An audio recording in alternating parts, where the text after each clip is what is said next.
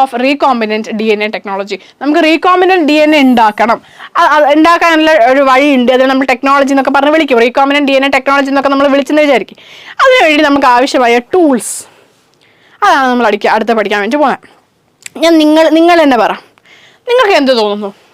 എന്തായിരിക്കും ഈ പറഞ്ഞ റീകോമ്പിനന്റ് DNA ടെക്നോളജി ചെയ്യാൻ വേണ്ടിയിട്ട് നമുക്ക് ആവശ്യമായ ടൂൾസ് എന്തൊക്കെയായിരിക്കും? നിങ്ങൾ തന്നെ പറഞ്ഞു നോക്ക്, ചിന്തിച്ച് നോക്ക്.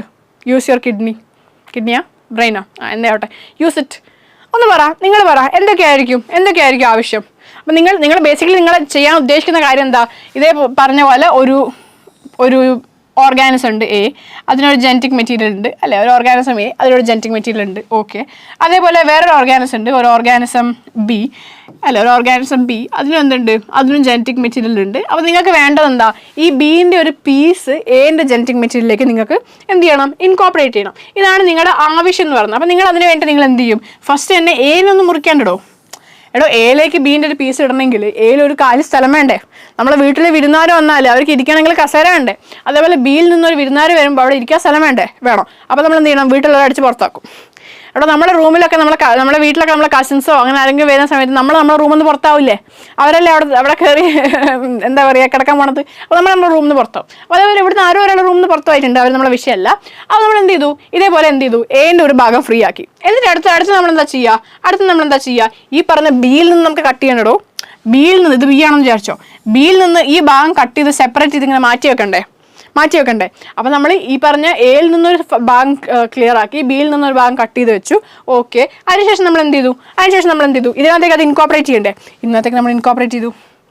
ഈ പറഞ്ഞ പോലത്തെ Aയിലേക്ക് നമ്മൾ എന്ത് ചെയ്തു? Bനെ ഇൻകോപ്പറേറ്റ് ചെയ്തു. ഇവിടെ രണ്ടും ഇങ്ങനെ ഒട്ടിച്ച് വെച്ചു. വേണ്ടേ? അപ്പോൾ ഇതാണ് നമ്മൾ ചെയ്യാൻ ആഗ്രഹിക്കുന്ന പരിപാടി എന്ന് പറയുന്നത്. ഇതാണ് this is what recombinant DNA technology is simply say. അപ്പോൾ ഇങ്ങനെ പരിപാടി നിങ്ങൾ ചെയ്യുകയാണെന്ന് വിചാരിച്ചോ, നിങ്ങൾക്ക് എന്തൊക്കെ ടൂൾസ് ആയിരിക്കും ആവശ്യം? അപ്പോൾ ഇതാണ് സിംപ്ലി പറഞ്ഞാൽ റീകോമ്പിനന്റ് DNA ടെക്നോളജി എന്ന് പറഞ്ഞത്. ഇതാണ് നിങ്ങൾ ചെയ്യാൻ പോകുന്ന പ്രോസസ്സ്. അപ്പോൾ ഇങ്ങനൊരു പ്രോസസ്സ് ചെയ്യാൻ പോകുമ്പോൾ നിങ്ങൾക്ക് എന്തൊക്കെ ടൂൾസ് ആയിരിക്കും ആവശ്യം? പറ, നിങ്ങൾ സിംപ്ലി പറ. ഇത് ഇങ്ങനെ ഒരു സാധനം ഇവിടെ കട്ട് ചെയ്ത് മുറിക്കണ്ടേ? അപ്പോൾ കട്ട് ചെയ്യാനും നിങ്ങൾക്ക് സാധനം വേണം. ഓക്കെ. കട്ട് ചെയ്യാൻ നമ്മൾ പൊതുവെ എന്താ യൂസ് ചെയ്യുക? നിങ്ങൾ വീട്ടിലൊക്കെ കട്ട് ചെയ്യാൻ വേണ്ടി ഒരു സാധനം കട്ട് ചെയ്യാൻ നിങ്ങൾ എന്താ യൂസ് ചെയ്യുക? നൈഫ് യൂസ് ചെയ്യാം, അല്ലെങ്കിൽ സിംപ്ലി സിസേഴ്സ് യൂസ് ചെയ്തൂടെ? Can't you use scissors? Use ചെയ്യാം. You can use scissors. Fine, scissors വേണം. ഓക്കെ. പിന്നെ എന്ത് വേണം? ഇതിവിടെ ഒട്ടിക്കണ്ടോ? പശ വേണ്ടേ? ഗമ്മ് വേണം. ഫൈൻ. അപ്പോൾ സിസേഴ്സ് വേണം, ഗമ്മ് വേണം. വേറെ എന്തെങ്കിലും വേണം തോന്നുന്നുണ്ടോ? ആദ്യം ഇതും വേണ്ടേ? Aയും Bയും വേണ്ടേ? ഇത് കൊടുക്കാൻ റെഡിയായി നിൽക്കുന്ന, അതായത് ഒരു പീസ് ഓഫ് ജീൻ കൊടുക്കാൻ റെഡിയായി നിൽക്കുന്ന ഒരു ആൾ വേണ്ടേ? ഇവിടെ B ആണ് കൊടുക്കാൻ റെഡിയായി നിൽക്കുന്നത്. അപ്പോൾ അതുകൊണ്ട് B നമുക്ക് ഡോണർ സെൽ എന്നൊക്കെ വിളിക്കാം. A ആണ് ഇവിടെ അത് സ്വീകരിക്കുന്നത്. അപ്പോൾ A നമുക്ക് റെസിപ്പിയൻ്റ് എന്നൊക്കെ വിളിക്കാം. എന്തായാലും നമുക്ക് രണ്ടാളും വേണ്ടേ? നമുക്ക് Bയും വേണം, Aയും വേണ്ടേ? ഡോണറും വേണം, റെസിപ്പിയൻറ്റും വേണേ? രണ്ടാളും വേണ്ടേ? അവർ വേണ്ടിടൂ. അല്ലെങ്കിൽ സിംപ്ലി വരാണെങ്കിൽ ഒരു ഹോസ്റ്റ് വേണം. ഇവിടെ ആരാ ഹോസ്റ്റ്? A ആണ് കേട്ടോ ഹോസ്റ്റ് വേണം. അതേപോലെ തന്നെ ആര് വേണം? ഒരു ഡോണറും വേണം. വേണ്ടേ? വേണം. Okay, fine. സിസേഴ്സ് വേണം, ഗം വേണം, ഹോസ്റ്റ് വേണം, ഡോണർ വേണം. പിന്നെ ആര് വേണം? നിങ്ങൾക്ക് എന്ത് തോന്നുന്നു? പിന്നെ ആരായിരിക്കും വേണ്ടി വരിക? ഇനി ആരും വേണ്ട? ഇത്ര മതി. ഈ പ്രോസസ്സൊക്കെ ചെയ്യണമെങ്കിൽ ഏതെങ്കിലും എൻസൈംസ് ഒക്കെ വേണ്ടി വരും നമുക്ക് ചിലപ്പോൾ, അല്ലേ? ചിലപ്പോൾ എൻസൈംസിൻ്റെ ഒക്കെ സഹായം വേണ്ടി വരുമായിരിക്കും. ഓക്കെ, എനിവേസ് നമുക്ക് എൻസൈംസിന് ചുമ്മാ ഇടാം. ഇപ്പോൾ എല്ലാ എൻസൈംസിൻ്റെ കാലമാണല്ലോ അല്ലേ? ഇത് അവൻ്റെ കാലമല്ലടോ, എൻസൈംസിൻ്റെ കാലമാണ്. അപ്പോൾ എൻസൈംസ് വേണ്ടി വരുമായിരിക്കും ചിലപ്പം. പിന്നെ വേറെ എന്തൊക്കെ വേണ്ടി വരുമായിരിക്കും? What do you think? മതി, ഇത്രയൊക്കെ മതിയല്ലേ? തൽക്കാലത്തേക്ക് ഇതൊക്കെ മതി എന്നാണോ പറയുന്നത്? ഓക്കെ, തൽക്കാലത്തേക്ക് ഇതൊക്കെ മതി. I accept. തൽക്കാലത്തേക്ക് നമുക്ക് ഇതൊക്കെ വെച്ചിട്ട് എന്ത് ചെയ്യാം? അഡ്ജസ്റ്റ് ചെയ്യാം. അപ്പം ഞാൻ പറയുന്നത്, നമുക്ക് ബയോളജി ആണല്ലോ പഠിക്കുന്നത്, അപ്പോൾ ബയോടെക്നോളജിയാണ് പഠിക്കുന്നത്. നമുക്കിങ്ങനെ സിസേഴ്സ് ഗം എന്നൊക്കെ പറയുമ്പോൾ ഒരു ഫണ്ണുണ്ടോ? ഇല്ല. ഇത് ലെയ്മാൻ ലാംഗ്വേജ് ആണോ? ലെയ്മാൻ ലാംഗ്വേജിൽ നമുക്ക് എന്ത് ഫണ്ണ്? നമുക്ക് ഫണ്ണില്ല. നമുക്കിതിങ്ങനെ എന്തായാലും നല്ല നല്ല നല്ല ജിമുക്കുള്ള നല്ല അല്ലേ, നല്ല പഞ്ചുള്ള നെയിം വരണം, പഞ്ചുള്ള പേര് വന്നാലേ നമുക്ക് രസമുള്ളൂ. അപ്പോൾ സിസേഴ്സിന് പകരം നമുക്ക് എന്ത് വിളിക്കാം നമുക്ക്? ഇവിടെ പഞ്ചുള്ള പേര് വേണ്ടോ? ഒരു പഞ്ചുള്ള പേര് പറഞ്ഞേ സിസേഴ്സിന് പകരം. പോരാ, പഞ്ച് കുറഞ്ഞ്. ആരോ പറയുന്നുണ്ട്, ആരോ ഒരാൾ പറഞ്ഞ്. എന്താണ്? നീ ഇടുന്ന കേട്ടെ, സ്കൂൾ ക്ലാസ് കഴിഞ്ഞാ? എന്തായാലും ടെക്സ്റ്റ് ബുക്കിൽ കണ്ടായിരിക്കും അല്ലേ? സൈഡ് പറഞ്ഞു വെച്ചിട്ടുണ്ടാവും. എനിവേസ്, സിസേഴ്സിന് പകരം നമുക്ക് എന്ത് വിളിക്കാം? റെസ്ട്രിക്ഷൻ. എന്താ വിളിക്കുന്നത്? Restriction enzymes. Restriction enzymes in general. Restriction enzymes നമുക്ക് വിളിക്കാം. വിളിച്ചൂടെ? വിളിക്കാം. ഓക്കെ. അടുത്തത് ഗമ്മ് വേണ്ട. ഗമ്മ് ഒരു രസമില്ല. കുറച്ച് ജിമിക്കുള്ള പേര് വരട്ടെ. നേരത്തെ പറഞ്ഞ കൊച്ചില്ലേ, ആ കൊച്ചെന്നെ പറഞ്ഞാൽ മതി. അറിയോ? റെസ്ട്രിക്ഷൻ എൻസൈംസ് പോലെ നമ്മൾ ഇവിടെ യൂസ് ചെയ്യുന്നത് ഏതാ പൊതുവേ? പറയട്ടെ, ലിഗേസസ് എന്നാ പറയാം. എന്താ പറയാ? ഗമ്മിന്റെ ഫംഗ്ഷൻ ചെയ്യുന്നത് ആരാ? ലിഗേസസ് ആണ്. Okay, ligases, LIGASES, ligases. പിന്നെ ഹോസ്റ്റും ഡോണറിനൊന്നും അങ്ങനെ വലിയ ജിമിക്ക്, ഓൾറെഡി ജിമിക്ക് ഉണ്ട്, അപ്പോൾ കുഴപ്പമില്ല. അപ്പം പൊതുവേ ഇങ്ങനെ കുറേ ടൂൾസാണ് നമുക്ക് ആവശ്യം. അപ്പോൾ നമുക്ക് ഓരോ ടൂൾസായിട്ട് നോക്കിയാലോ എന്താണ് ടൂൾസിൻ്റെ പ്രത്യേകത. നമുക്ക് ആക്ച്വലി നിങ്ങൾ പറയും, നിങ്ങൾ ഒരു ജനറ്റിക് ഒരു സെല്ല് എടുത്തിട്ട് ന്യൂക്ലിയസ് എടുത്തിട്ടുണ്ടെങ്കിൽ നിങ്ങളെ സാധാ വീട്ടിലുള്ള കത്രിക കൊണ്ട് കട്ട് ചെയ്യാൻ പറ്റുമോ? ഇല്ല. അതുകൊണ്ട് നമ്മൾ അവിടെ എന്താ യൂസ് ചെയ്യുക? ബേസിക്കലി യൂസിങ് എൻസൈംസ് മാൻ. നമുക്ക് അതിനൊക്കെ ആരാണ്? ഞാൻ പറഞ്ഞ പോലെ എൻസൈംസ് ആണ്. എൻസൈംസിന്റെ കാലമാണ്. സോ നമ്മൾ റെസ്ട്രിക്ഷൻ എൻസൈംസ് ആണ് യൂസ് ചെയ്യുന്നത്. അപ്പോൾ ആദ്യം നമുക്ക് അവരെ പറ്റി തന്നെ പഠിച്ചു കളയാം അല്ലേ? അത് നമ്മൾ ആരെ പറ്റി പഠിക്കും? Restriction enzymes. കത്തിയൊക്കെ കൊണ്ടൊരാൾ നിൽപ്പുള്ള, സിസേഴ്സ് ഒക്കെ കൊണ്ടൊരാൾ നിൽപ്പുണ്ട്. പാവം നമ്മുടെ DNA കൊല്ലാൻ വേണ്ടിയിട്ട് സിസേഴ്സ് ഒക്കെ, കൊല്ലാൻ വേണ്ടിയിട്ടല്ല കേട്ടോ, സോ കട്ട് ചെയ്യാൻ വേണ്ടിയിട്ട് സിസേഴ്സ് ഒക്കെ ആയിട്ട് ആര് നിൽപ്പുണ്ട്? നമ്മുടെ റെസ്ട്രിക്ഷൻ എൻസൈംസ് നിൽപ്പുണ്ട്. നമുക്ക് നോക്കിയാലോ, നിങ്ങൾ 9.2 എന്ന് പറഞ്ഞ സെക്ഷനിൽ 9.2.1 ആണ് റെസ്ട്രിക്ഷൻ എൻസൈംസ്, ആദ്യത്തെ ടൂള്. നോക്കിയാലോ എന്താ റെസ്ട്രിക്ഷൻ എൻസൈംസ് എന്ന്. സംഭവം ഇത്രയേ ഉള്ളൂ. ഇതിൽ തുടക്കം ഒരു പശ്ചാത്തലം പറഞ്ഞുതരാം. 1963 1963 2 എൻസൈമുകളെ എഷറീഷ്യ കോളയിൽ നിന്ന്, എഷറീഷ്യ കോളൈ അറിയില്ല, ഈ കോളൈ എന്നൊക്കെ പറഞ്ഞ എഷറീഷ്യ കോളൈ എന്ന് പറഞ്ഞ ബാക്ടീരിയയിൽ നിന്ന് എന്ത് ചെയ്തു? ഐസൊലേറ്റ് ചെയ്തു. 2 എൻസൈമുകളെ ഐസൊലേറ്റ് ചെയ്തു. ഈ എൻസൈമുകൾക്ക് ഒരു പ്രത്യേകത ഉണ്ടായിരുന്നു. 2 എൻസൈമുകൾക്ക് നമുക്ക് പേരിടാം. ഒരു എൻസൈമിനെ A എന്ന് വിളിച്ചോ, ഒരു എൻസൈമിനെ B എന്ന് വിളിച്ചോ. ഈ 2 എൻസൈമുകൾക്കും ഒരു പ്രത്യേകത ഉണ്ടായിരുന്നു. ആദ്യത്തെ എൻസൈമായ Aന്റെ പ്രത്യേകത എന്താ? ഇവർ മീഥൈൽ ഗ്രൂപ്പ് ആഡ് ചെയ്യുന്ന എൻസൈമാണ്. ഇവരുടെ ഫംഗ്ഷൻ എന്താ? ഇവർ മീഥൈൽ ഗ്രൂപ്പ് എന്ത് ചെയ്യും? ആഡ് ചെയ്യും. അതാണ് എന്റെ ഫംഗ്ഷൻ എന്ന് പറയുന്നത്. ബിന്റെ ഫംഗ്ഷൻ എന്താ? ബി എന്താ ചെയ്യുക? ബി കട്ട് ചെയ്യും. B cuts DNA. ബി എന്ത് ചെയ്യും? DNA കട്ട് ചെയ്യും. നമുക്കിവിടെ ഇയാളെ വേണോ? ബയോടെക്നോളജിയിൽ ഇയാളാണോ നമ്മുടെ ലക്ഷ്യം? ഇയാളാണോ? അല്ല. ഇയാളെ നമുക്ക് എന്ത് ചെയ്യാം? അങ്ങ് മായച്ച് കളയാം. ഇയാളല്ല നമ്മുടെ പഠന വിഷയം. നമ്മുടെ പഠന വിഷയം ആരാ? നമ്മുടെ പഠന വിഷയം 11 കട്ട്സ് DNA. ഇങ്ങനെ ഒരു കഥാപാത്രത്തിനെ നമുക്ക് എവിടെ നിന്ന് കിട്ടി? ഈ കോളയിൽ നിന്ന് കിട്ടി. ഓക്കെ. അപ്പോൾ എന്താ പറഞ്ഞാൽ 1963 2 എൻസൈമുകളെ ഐസൊലേറ്റ് ചെയ്തു. അതിൽ ഒന്ന് മീഥൈൽ ഗ്രൂപ്പ് ആഡ് ചെയ്യുന്നതായിരുന്നു, രണ്ടാമത്തെ എന്ത് ചെയ്യുന്നു? കട്ട് ചെയ്യുന്നതായിരുന്നു, DNA കട്ട് ചെയ്യുന്നതായിരുന്നു. ആൻഡ് ഇവരെ നമ്മൾ എന്ത് വിളിച്ചു? റെസ്ട്രിക്ഷൻ എൻഡോന്യൂക്ലിയേസ് എന്ന് വിളിച്ചു. എന്ത് വിളിച്ചു? നിങ്ങളിപ്പോൾ ചോദിക്കും, ഞാൻ എൻസൈം എന്നല്ലേ നേരത്തെ പറഞ്ഞത്. രണ്ടും കണക്കാ, ചെറിയ വ്യത്യാസമേ ഉള്ളൂ. ഈ എൻഡോന്യൂക്ലിയസും എൻസൈം ഞാൻ പറഞ്ഞുതരാം. ബേസിക്കലി റെസ്ട്രിക്ഷൻ എൻസൈം എന്ന് പറഞ്ഞ 2 ഗ്രൂപ്പായിട്ട് വരും, എൻഡോന്യൂക്ലിയസും എക്സോന്യൂക്ലിയസും. വ്യത്യാസം ഉണ്ട്, നിങ്ങൾക്ക് പഠിക്കാനുണ്ട്, ഞാൻ പറഞ്ഞുതരും. ഇപ്പൊ സിംപ്ലി ഇൻ ജനറൽ നിങ്ങൾ മനസ്സിലാക്കിക്കോ, ഇവിടെ എഷറീഷ്യ കോളയിൽ നിന്ന് കിട്ടിയ ആളെന്തായിരുന്നു? ഒരു റെസ്ട്രിക്ഷൻ എൻഡോന്യൂക്ലിയസ് ആയിരുന്നു. എൻസൈം തന്നെ, സിസേഴ്സ് തന്നെ, റെസ്ട്രിക്ഷൻ എൻഡോന്യൂക്ലിയസ് എന്ന് പറഞ്ഞാൽ സിസേഴ്സ് തന്നെ, എൻസൈം തന്നെ. ചെറിയ വ്യത്യാസം ഉണ്ട്, ഞാൻ പറഞ്ഞുതരാം. ഇപ്പല്ല, പിന്നെ. ഓക്കെ. അപ്പോൾ എഷറീഷ്യ കോളൈനല്ല എടുത്തത്. ഇതാണ് എഷറീഷ്യ കോളൈൻ്റെ ഒരു മൈക്രോസ്കോപ്പിക് ഇമേജ് ഓടവോ. ആൻഡ് ഇതാണ് നിങ്ങൾക്ക് കിട്ടിയ ജീൻ, അല്ലെങ്കിൽ നിങ്ങൾക്ക് കിട്ടിയ എൻസൈം എന്ന് പറയുന്നത് ഇതാണ്. ഓക്കെ. ഇതാണ് നിങ്ങൾക്ക് കിട്ടിയ റെസ്ട്രിക്ഷൻ എൻസൈം. ഓക്കെ. അതായത് സിസേഴ്സിന്റെ പിക്ചർ കൊടുത്തിട്ടുണ്ട്. എവിടുന്നാണ് കിട്ടിയത്? എക്കോ R1 അല്ലാതെ ഇക്കോളൈ എന്നാണ് കിട്ടിയത്. സിംപ്ലി പറയുകയാണെങ്കിൽ എക്കോ R1 എന്നാണ് റെസ്ട്രിക്ഷൻ എൻസൈമിന്റെ പേരാട്ടോ. എക്കോ R1 ഇക്കോളൈ എന്നാണ് കിട്ടിയത്. പേര് എക്കോ R1 എന്നാണ്. എങ്ങനെയാണ് എക്കോ R1 എന്ന് പേര് വന്നത്? പഠിക്കാം. നമുക്ക് പേരിടൽ ചടങ്ങ് വരെ നമുക്ക് ഇവിടെ ഉണ്ട്. ഓക്കെ. എല്ലാവരും വരണം. ഓക്കെ. പേരിടൽ ചടങ്ങാണ്, എല്ലാവരും ഉണ്ടാവണം. ഓക്കെ. അപ്പോൾ എക്കോ R1 എന്ന് പറഞ്ഞ ഫംഗ്ഷൻ അല്ല, എക്കോ R1 എന്ന് പറഞ്ഞാൽ അല്ലെങ്കിൽ എക്കോളൈ എന്ന് കിട്ടിയ ഒരു റെസ്ട്രിക്ഷൻ എൻസൈം. ആ റെസ്ട്രിക്ഷൻ എൻസൈം പ്രവർത്തിക്കുന്നത് കണ്ടോ? നിങ്ങൾ കണ്ടോ?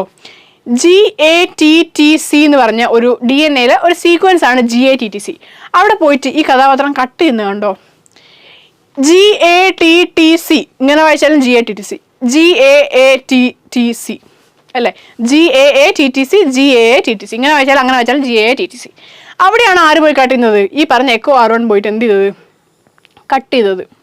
2 സ്ട്രാൻഡുകളെയും കട്ട് ചെയ്തു. കട്ട് ചെയ്തപ്പോൾ എന്ത് സംഭവിച്ചു? നിങ്ങൾക്ക് ഇങ്ങനെ ഒരു സ്ട്രാൻഡും കിട്ടി. എങ്ങനെയുള്ള സ്ട്രാൻഡാണ് നിങ്ങൾക്ക് കിട്ടിയത്?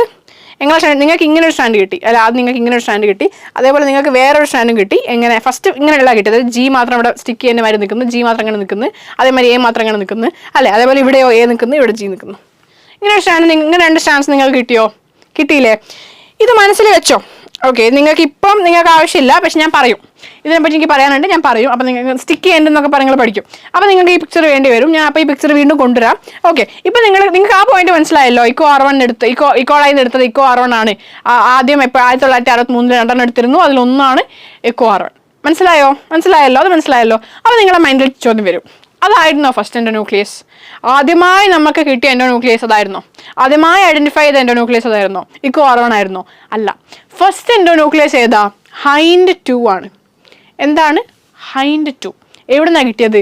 ഹീമോഫീലിയസ് ഇൻഫ്ലുവൻസെ എന്ന് പറഞ്ഞ ഒരു ഓർഗാനിസത്തിൽ നിന്നാണ് നമുക്ക് എന്ത് കിട്ടിയത്? ഹൈൻഡ് 2 എന്ന് പറഞ്ഞ എൻസൈം എന്ത് ചെയ്തത്? കിട്ടിയത്. ഇതാണ് ഫസ്റ്റ് എൻഡോന്യൂക്ലിയസ് എന്ന് പറയുന്നത്.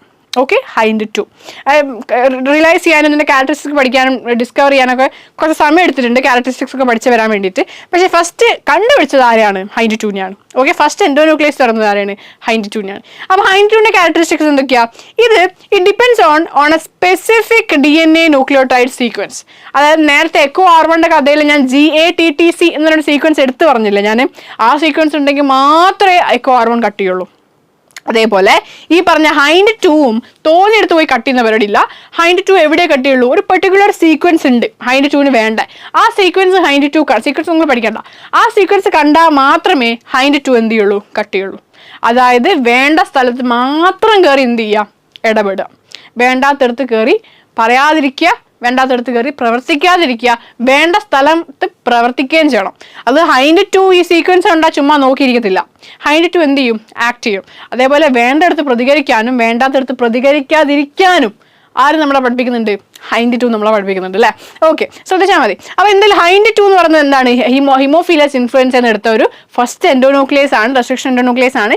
ആൻഡ് ഇത് 5 years later, അതായത് ECO-R1 കണ്ടുപിടിച്ചതിന് ശേഷം 5 വർഷം കഴിഞ്ഞിട്ടാണ് ഈ പറഞ്ഞ ഇതിനെ ഐസൊലേറ്റ് ചെയ്ത് ഇതിൻ്റെ സ്റ്റഡി ഒക്കെ നടത്തുന്നത്. പക്ഷേ ടെക്നിക്കലി പറയുകയാണെങ്കിൽ ഇതിനെയാണ് ആദ്യം ഡിസ്കവർ ചെയ്തത്.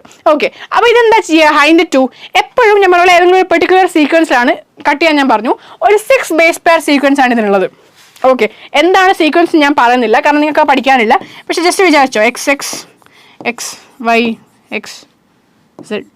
ഈ എക്സ് എന്താവാം? എക്സും വൈ സെഡ് ഒക്കെ എന്താവാം? ഒന്നെങ്കിൽ അഡിനാവാം, അല്ലെങ്കിൽ ഗ്വാനിനാവാം, അല്ലെങ്കിൽ തൈമിനാവാം, അല്ലെങ്കിൽ സൈറ്റോസിൻ ആവാം, എന്ത് വേണേ ആവാം. അഡിൻ, ഗ്വാനിൻ, തൈമിൻ, സൈറ്റോസിൻ. ഓക്കെ, എന്ത് വേണേ ആവാം. ഈ എക്സ് എന്ത് വേണേ ആവാം. ഇങ്ങനെ ഒരു 6 ബേസ് പെയർ അല്ലേ? 1 2 3 4 5 6 ഇങ്ങനെ ഒരു 6 ബേസ് പെയർ സീക്വൻസ് ആണ് ആര് റെക്കഗ്നൈസ് ചെയ്യുന്നത്? ഹൈൻഡ് 2 റെക്കഗ്നൈസ് ചെയ്യുന്നത്. അപ്പോൾ ഇങ്ങനെ ഹൈൻഡ് 2 തിരിച്ചറിയുന്നത്, ഹൈൻഡ് 2 കണ്ടാൽ അറിയുന്നത്, ഹൈൻഡ് 2 മനസ്സിലാവുന്നത്, ഹൈൻഡ് 2 കട്ട് ചെയ്യുന്നത്, ഹൈൻഡ് 2 റെക്കഗ്നൈസ് ചെയ്യുന്ന സീക്വൻസ് ആണ് എന്ത്? ഹൈൻഡ് 2-ന്റെ റെക്കഗ്നിഷൻ സീക്വൻസ്. ഓരോ എൻസൈം, ഓരോ റെസ്ട്രിക്ഷൻ എൻഡോന്യൂക്ലിയേഷൻ അല്ലെ റെസ്ട്രിക്ഷൻ എൻസൈമിന് എന്തുണ്ട്? അതിൻ്റെതായ എന്തുണ്ട്? റെക്കഗ്നിഷൻ സീക്വൻസ് ഉണ്ട്. അതുണ്ടെങ്കിലേ അതെന്ത് ചെയ്യുള്ളൂ? കട്ട് ചെയ്യുള്ളൂ. അല്ലാണ്ട് ഇത് ECO-R1 റെക്കഗ്നിഷൻ സീക്വൻസ് ആണല്ലോ, തൽക്കാലം ഇന്ന് ECO-R1 ലീവാണ്, ഞാൻ പോയി കട്ട് ചെയ്തേക്കാം, അങ്ങനെ പറയുമോ ഹൈൻഡ് 2? ഇല്ല. ഹൈൻഡ് 2-ന് കട്ട് ചെയ്യണമെങ്കിൽ ഹൈൻഡ് 2-ന്റെ 6 ബേസ് പെയർ തന്നെ വേണം, സീക്വൻസ് തന്നെ വേണം. അതുപോലെ ECO-R1 കട്ട് ചെയ്യണമെങ്കിൽ നേരത്തെ പറഞ്ഞ GATTC ആ സീക്വൻസ് തന്നെ ആർക്ക് വേണം? ECO-R1 വേണം. കിട്ടിയല്ലോ. ഇതാണ് ഹീമോഫീലിയസ് ഇൻഫ്ലുവൻസ എന്ന് പറയുന്നത്. ഓക്കെ, ആൻഡ് അതാണ് ഹൈൻഡ് 2 മനസ്സിലായില്ലേ? അതാണ് ഫസ്റ്റ് കണ്ടുപിടിച്ചത്. പിന്നെ ഒരുപാട് റെസ്ട്രിക്ഷൻ എൻസൈംസ് എൻഡോന്യൂക്ലിയസും വന്നു. ഇപ്പം നമുക്ക് അബൌട്ട് 900 റെസ്ട്രിക്ഷൻ എൻസൈംസ് നമുക്കുണ്ട്. അത് തന്നെ 230 സ്ട്രെയിൻസ് ഓഫ് ബാക്ടീരിയ, 230ഓളം ബാക്ടീരിയൻ്റെ സ്ട്രെയിനുകളിൽ നിന്ന് ഐസൊലേറ്റ് ചെയ്തെടുത്ത് 900 അടുത്തുള്ള റെസ്ട്രിക്ഷൻ എൻസൈംസ് നമുക്ക് എന്തുണ്ട്? ഇപ്പോൾ അവൈലബിൾ ആണ്. ഓക്കെ, അവൈലബിൾ ആണ്. റെക്കഗ്നിഷൻ, അതിൻ്റെതായ റെക്കഗ്നിഷൻ സീക്വൻസുകളും ഉണ്ട്. 900 റെസ്ട്രിക്ഷൻ എൻസൈംസ് ഉണ്ടെങ്കിൽ എന്ത് ചെയ്യും? അതിന് 900 എന്തുണ്ടാവുക? റെക്കഗ്നിഷൻ സീക്വൻസ് ഉണ്ടാവും. ഞാൻ പറഞ്ഞല്ലോ, ഓരോ എൻസൈമിനും ഓരോ റെക്കഗ്നിഷൻ സീക്വൻസ് എന്ന് പറഞ്ഞിട്ടില്ലായിരുന്നോ? അപ്പം 900 എൻസൈംസ് ഉണ്ടെങ്കിൽ അതിന് 900 എന്തുണ്ടാവും? റെക്കഗ്നിഷൻ സീക്വൻസ് ഉണ്ടാവും. Can we move on? നിങ്ങൾക്ക് ഇത്രയും കാര്യം കിട്ടിയല്ലോ. ഇനി ഞാൻ നേരത്തെ ക്ഷണിച്ച ചടങ്ങാണ്. ഓക്കെ, വിളിച്ചവരെല്ലാവരും വന്നിട്ടുണ്ടെന്ന് വിചാരിക്കുന്നു. നമ്മളെ ചടങ്ങിലേക്ക് തുടങ്ങാണ്. അധികം വൈകാതെ തന്നെ നമുക്ക് ചടങ്ങ് എന്ത് ചെയ്യാം? തുടങ്ങാം. ഓക്കെ, പേരിടലാണ്. നമുക്ക് റെസ്ട്രിക്ഷൻ എൻസൈമിൻ്റെ പേരിടലിലേക്കാണ് നിങ്ങളെ ഞാൻ സ്വീകരിക്കുന്നത്. അപ്പോൾ എല്ലാ പേരിടൽ ചടങ്ങ് പോലെ തന്നെയും ഇവിടെയും കുറച്ച് കണ്ടീഷൻസ് ഒക്കെ ഉണ്ട്. ഓക്കെ, ഇവിടെ എന്തുണ്ട്? ഇഷ്ടപ്പെട്ട പേരുകളുണ്ട്. അപ്പോൾ ഇഷ്ടപ്പെട്ട പേരുകൾ മാത്രമല്ല നമ്മൾ ഇടുള്ളൂ. നമ്മളൊരു കുട്ടിക്ക് പേരിടുമ്പോൾ നമ്മൾ കുറേ പേര് ചിലപ്പോൾ നമ്മളെ സജഷനിൽ വരും. അതിൽ അച്ഛനും അമ്മയ്ക്ക് ഇഷ്ടപ്പെട്ട പേരല്ലേ അച്ഛനും അമ്മ ഇടുക? അതെ, അതേപോലെ ഇവിടെയും തോന്നി പേരിടാൻ പറ്റില്ല. എന്തുണ്ട്? കണ്ടീഷൻസ് വെച്ചിട്ടാണ് നമ്മൾ പേരിടുന്നത്. ഓക്കെ, കണ്ടീഷൻ, അതായത് നമ്മളിപ്പോൾ പൊതുവെ സിംപ്ലി പറയുകയാണെങ്കിൽ ഇപ്പം ജനിക്കുന്ന ഒരു കുട്ടിക്ക് നമ്മൾ ഇപ്പോഴത്തെ വൈബിലുള്ള പേരല്ലേ ഇടാം. നമ്മളിപ്പോൾ ജനിക്കുന്ന കുട്ടിക്ക് അങ്ങ് പണ്ടത്തെ വൈബിലുള്ള പേര് ഇടാം. ഇടുന്ന തെറ്റൊന്നുമില്ല. ആരും ഞാൻ ഒബ്ജക്റ്റ് ചെയ്യല്ല. Okay, I'm not offending anyone. എനിക്ക് നിങ്ങൾ ആരെയും പേഴ്സണലി അറിയത്തില്ല.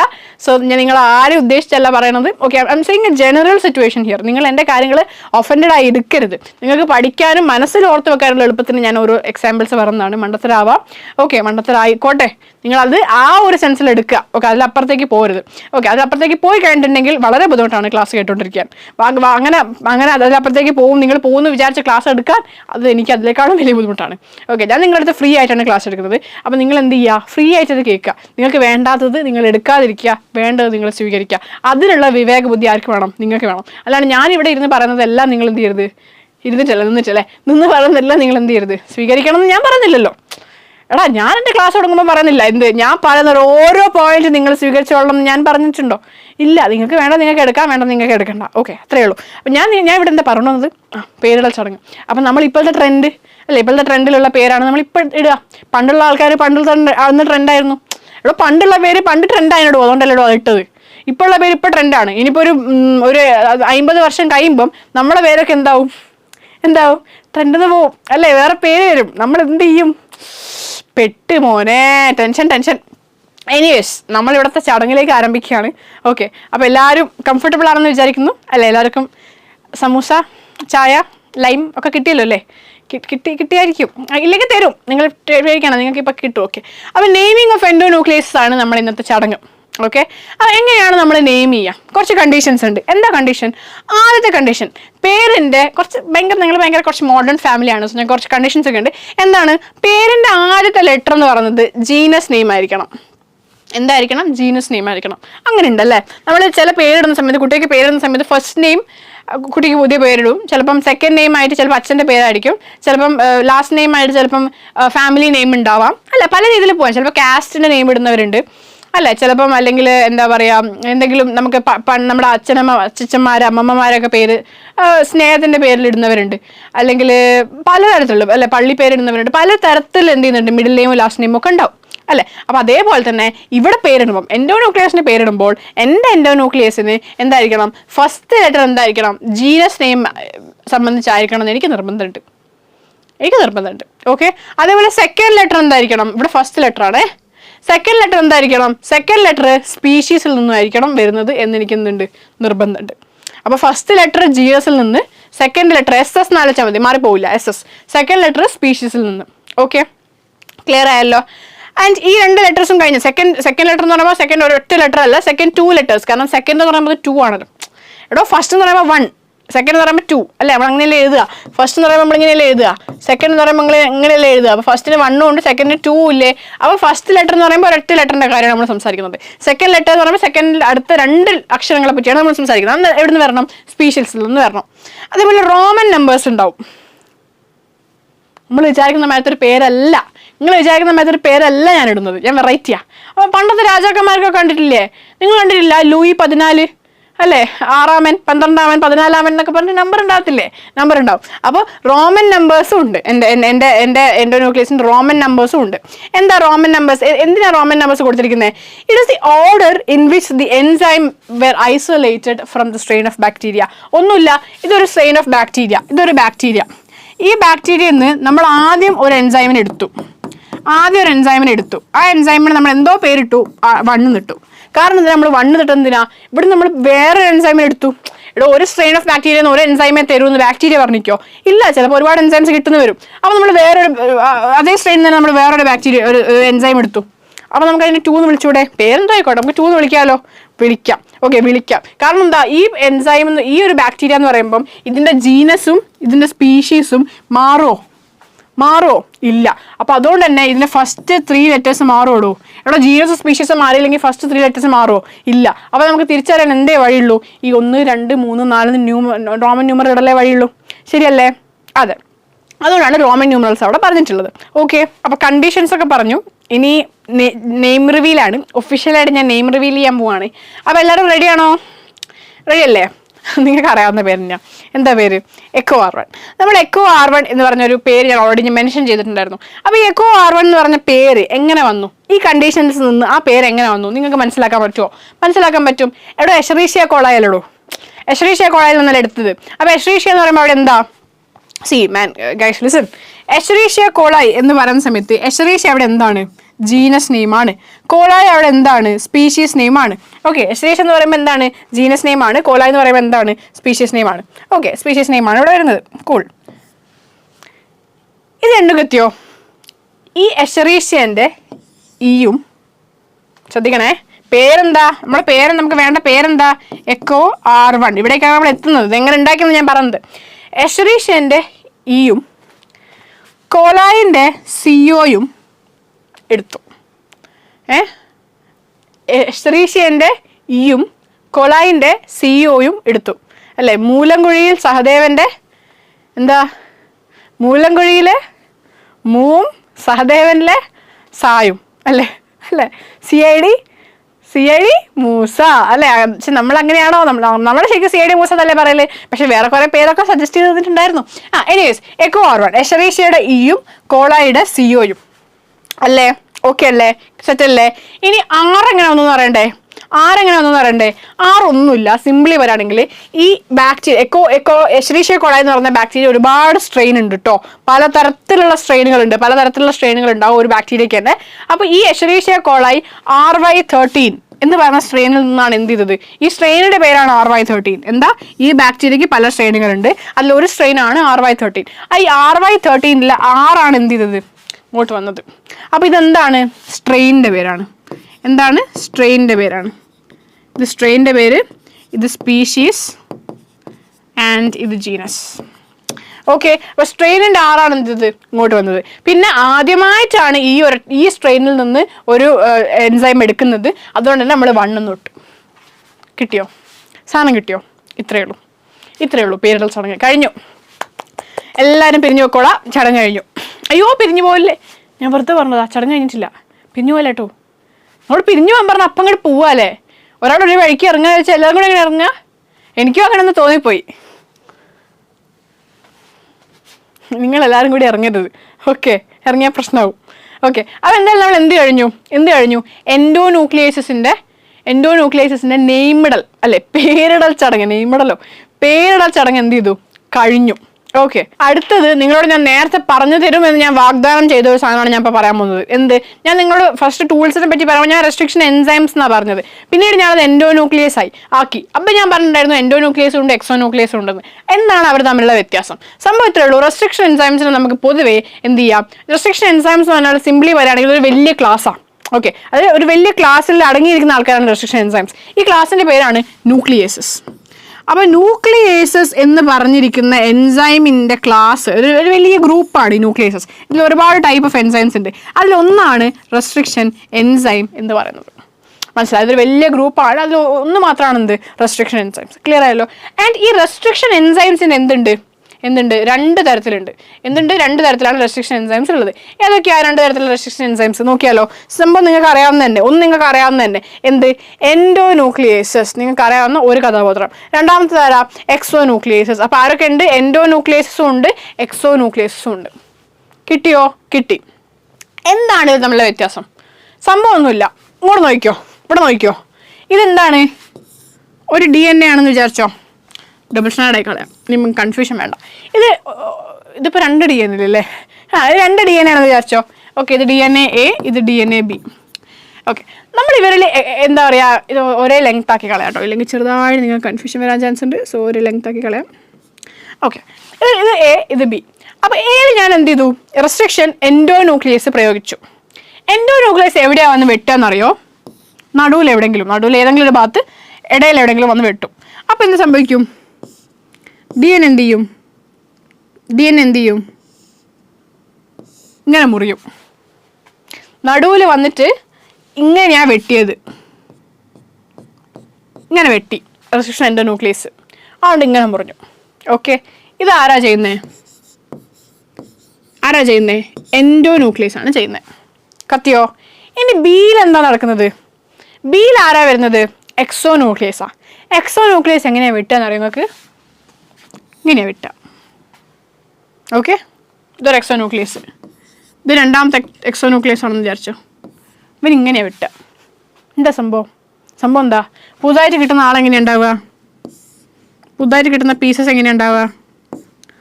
ഇങ്ങനെയല്ലേ ഉണ്ടാവുക. എന്താ സംഭവിച്ചേ? ഈ റെസ്ട്രിക്ഷൻ എക്സോന്യൂക്ലിയസ്, ഒരാൾ റെസ്ട്രിക്ഷൻ എക്സോന്യൂക്ലിയസ് ഇവൻ എവിടെയാണ് വന്ന് വെട്ടിയത്? സൈഡിലല്ലേ വന്ന് വെട്ടിയത്, നടുവിലല്ലോ. അതായത് അറ്റത്തുള്ള ഒരു കഷ്ണം അങ്ങ് മുറിച്ച് കളയല്ലേ ഇവൻ ചെയ്തത്. ഇവൻ അങ്ങനെയാണോ ചെയ്തത്? അല്ല, നടുവിലോ എവിടെയെങ്കിലും ഇടയിൽ വന്ന് മുറിച്ചിട്ട് 2 ഭാഗങ്ങളായിട്ട് ഡിവൈഡ് ചെയ്യല്ലേ എൻഡോന്യൂക്ലിയസ് ചെയ്തത്. എക്സോന്യൂക്ലിയസ് എന്താ ചെയ്യുന്നത്? പകരം എക്സോന്യൂക്ലിയസ് എന്താ ചെയ്യുന്നത്? എക്സോവിം ഡിഷ് വാഷർ അല്ല കേട്ടോ, ഇവിടെ എക്സോന്യൂക്ലിയസ് ആണ്. അതെങ്ങനെയാണ് കട്ട് ചെയ്തത്? അറ്റത്തുനിന്ന് 2 എണ്ണത്തിന് അങ്ങ് ഒഴിവാക്കി കളയാ ചെയ്തത് അല്ലേ. അത്രയേ ഉള്ളൂ വ്യത്യാസം. ഫിഗർ കാണിച്ചാൽ നിങ്ങൾക്ക് മനസ്സിലാവും. എക്സോന്യൂക്ലിയസിൻ്റെ എൻഡോന്യൂക്ലിയസിൻ്റെയും ആക്ടിവിറ്റിയാണ്. എൻഡോന്യൂക്ലിയസ് പറഞ്ഞാൽ ഇന്റേണൽ കട്ടുകളാണ്. നിങ്ങൾക്ക് എക്സാമിന് എഴുതാനുള്ള ടേമാണ് ഞാൻ പറഞ്ഞത്. ഇന്റേണൽ കട്ടാണ്, നടുവിൽ എവിടെയെങ്കിലും ഒന്നാണ് കട്ട് ചെയ്യുക. പക്ഷേ എക്സോന്യൂക്ലിയസസ് ഇത് എൻഡോ ആണ്, നേരത്തെ പറഞ്ഞത് എൻഡോ. എക്സോന്യൂക്ലിയസ് എങ്ങനെയാണ്?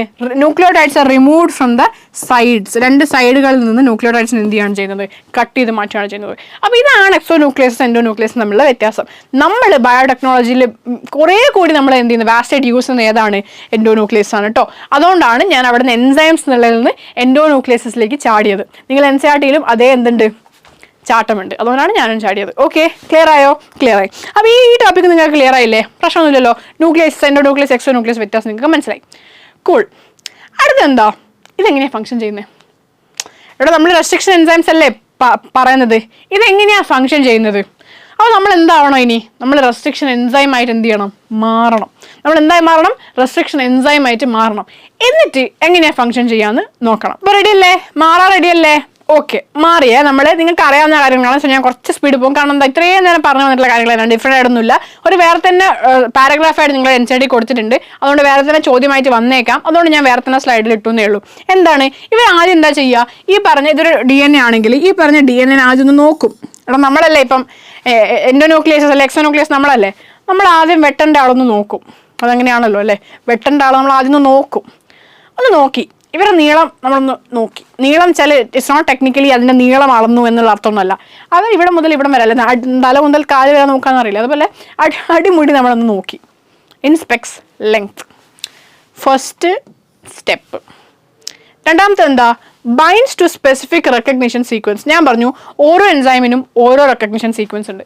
അപ്പം ഇങ്ങനെ നോക്കി നിൽക്കുമ്പം പെട്ടെന്ന് എനിക്ക് കത്തി, ദേ കിടക്കണോ? ആര്? നമ്മുടെ റെക്കഗ്നിഷൻ സീക്വൻസ് ഇതാ, ഇവിടെ നമ്മുടെ റെക്കഗ്നിഷൻ സീക്വൻസ് ഉണ്ട്. അപ്പോൾ ആര് ബൈൻഡ് ചെയ്തു? എൻസൈം. ഇതാണ് നമ്മുടെ എൻസൈം എന്ന് വിചാരിച്ചോ.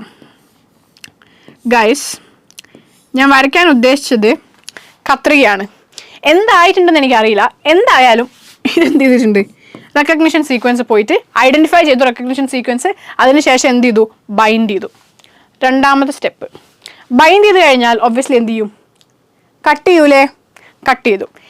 Cut each of the 2 strands. അതായത് 2 സ്ട്രാൻഡുകൾ ഉണ്ടെങ്കിൽ രണ്ടും കട്ട് ചെയ്യും. ഒന്ന് കട്ട് ചെയ്തിട്ട് പോകാൻ പാടില്ല. രണ്ടെണ്ണം ഒരു പണി തുടങ്ങിയാൽ തീർത്തിട്ടേ പോകുള്ളൂ. ഓക്കെ, അപ്പോൾ 2 സ്ട്രാൻഡ് ഉണ്ടെങ്കിൽ രണ്ടും കട്ട് ചെയ്യും. Okay, cut each of the 2 strands of the double helix at specific points in their sugar phosphate backbone. ഒന്നുമില്ല, DNA സ്ട്രക്ചർ അറിയാനല്ലേ നിങ്ങൾ. അപ്പോൾ DNA സ്ട്രക്ചർ ഇതിപ്പോൾ ഇങ്ങനെ ഒരു ഡബിൾ ഹെലിക്സ് പോവുകയാണെങ്കിൽ, ഇതിപ്പം നിങ്ങൾ നൈട്രജൻ ബേസസ് തമ്മിൽ എന്തുണ്ടോ? ഹൈഡ്രജൻ ബോണ്ടില്ലേ? നൈട്രജൻ ബേസസ് തമ്മിൽ നിങ്ങൾക്ക് ഹൈഡ്രജൻ ബോണ്ടുകളില്ലടോ. അപ്പോൾ ഇതല്ലേ ഷുഗർ എന്ന് പറയുന്നത്, ഷുഗർ ഫോസ്ഫേറ്റ് ബാക്ക് ബോൺ. അപ്പോൾ ഈ ഷുഗർ ഫോസ്ഫേറ്റ് ബാക്ക് ബോണിലല്ലേ ബേസിക്കലി ഇവർ കട്ട് വരുത്തുന്നത്. ഇവർ കട്ട് വരുത്തിയിട്ടുണ്ട്. ഇവർ എവിടെയാണ് വരുത്തുക? ഷുഗർ ഫോസ്ഫേറ്റ് ബാക്ക് ബോണിലല്ലേ വരുത്തുക. അതാണ് ബേസിക്കലി ഇവിടെ പറഞ്ഞത് കേട്ടോ. കോംപ്ലിക്കേറ്റഡ് ആയിട്ട് വേറെ സംഭവങ്ങളൊന്നുമില്ല. ആ ഒരു ടേം നിങ്ങൾ ജസ്റ്റ് ഒന്ന് എന്ത് മതി, ഓർത്ത് വെച്ചാൽ മതി. ഓക്കെ, നൗ അതാണ് മൂന്നാമത്തെ സ്റ്റെപ്പ് എന്ന് പറയുന്നത്. മൂന്നാമത്തെ സ്റ്റെപ്പ് ക്ലിയർ ആയോ? ക്ലിയർ ആയില്ലേ? കട്ട് ചെയ്യും. ഇനി ഇവർ കട്ട് ചെയ്യുന്ന ഈ സീക്വൻസുകളിലിടോ, ഈ പറഞ്ഞ റെക്കഗ്നിഷൻ സീക്വൻസ്, ഇനി ഒരു പ്രത്യേകത ഉണ്ട്. ഞാൻ നേരത്തെ പറഞ്ഞിരുന്നു. എന്താ ഞാൻ പറഞ്ഞത്? എക്കോ R1 കട്ടിങ് സീക്വൻസ് ഏതാ? റെക്കഗ്നിഷൻ സീക്വൻസ് ഏതാ? GAATTC അല്ലേ? ഇത് ഇവിടെ ഇപ്പോൾ 5' എൻഡ് ആണ്. നിങ്ങൾ DNA സ്ട്രക്ചർ പഠിച്ചവരാണോ? നിങ്ങൾ ജെനറ്റിക്സ് പഠിച്ചവരല്ലേ? ജെനറ്റിക്സ് നിങ്ങൾക്ക് DNA സ്ട്രക്ചർ ഇല്ലേ? ഇനി ഇപ്പോൾ ജെനറ്റിക്സ് പഠിച്ചിട്ടില്ലെങ്കിൽ, DNA സ്ട്രക്ചർ അറിയില്ലെങ്കിൽ ഒന്നുമില്ല. സംഭവം ഇത്രയേ ഉള്ളൂ. ഒരു DNA സ്ട്രാൻഡ് അങ്ങോട്ടാണ് പോകുന്നതെങ്കിൽ അതിൻ്റെ മറ്റേ സ്ട്രാൻഡ് ഇങ്ങോട്ടായിരിക്കും പോകുന്നത്. മനസ്സിലായോ? സംഭവം കിട്ടിയോ?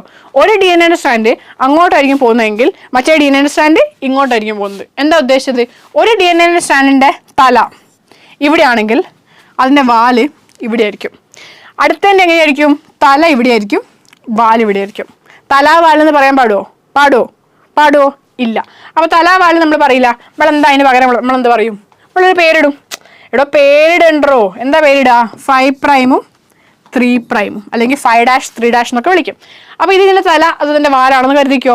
അപ്പം എന്തുണ്ടാവും? ഇവിടെ ഇതിൻ്റെ തലയായിരിക്കും, ഇവിടെ ഇതിൻ്റെ വാലായിരിക്കും. ഇങ്ങനെയാണ് ഒരു DNA പൊതുവേ വർക്ക് ചെയ്യുക. ഓക്കെ, ഇങ്ങനെയാണ് പൊതുവേ DNA കോംപ്ലിമെൻ്ററി നമ്മൾ പറയാം. അപ്പോൾ ഇത് GATTC. ഇവിടെ തലയാണെന്ന് വിചാരിച്ചോ, തലഭാഗമാണ് ഇവിടെ, ഇവിടെ വാൽഭാഗമാണെന്ന് വിചാരിച്ചോ. അപ്പോൾ നമ്മൾ അടുത്ത ആളുണ്ടല്ലോ, അടുത്ത ആളെ തലഭാഗം എവിടെ വരും? ഇവിടെ വരും. അടുത്ത ആളെ വാൽഭാഗം എവിടെ വരും? ഇവിടെ വരും. അത്രയും കാര്യം ക്ലിയർ ആയോ? അപ്പം തലേൻ്റെ അടുത്തല്ലോ G വരണ്ടേ, തലേൻ്റെ അടുത്തല്ലേ G തുടങ്ങണ്ടേ. അപ്പോൾ ഇവിടെയല്ലേ തല കിടക്കണേ. അപ്പോൾ G എവിടെ തുടങ്ങും? ഇവിടെ തുടങ്ങും. GATTC.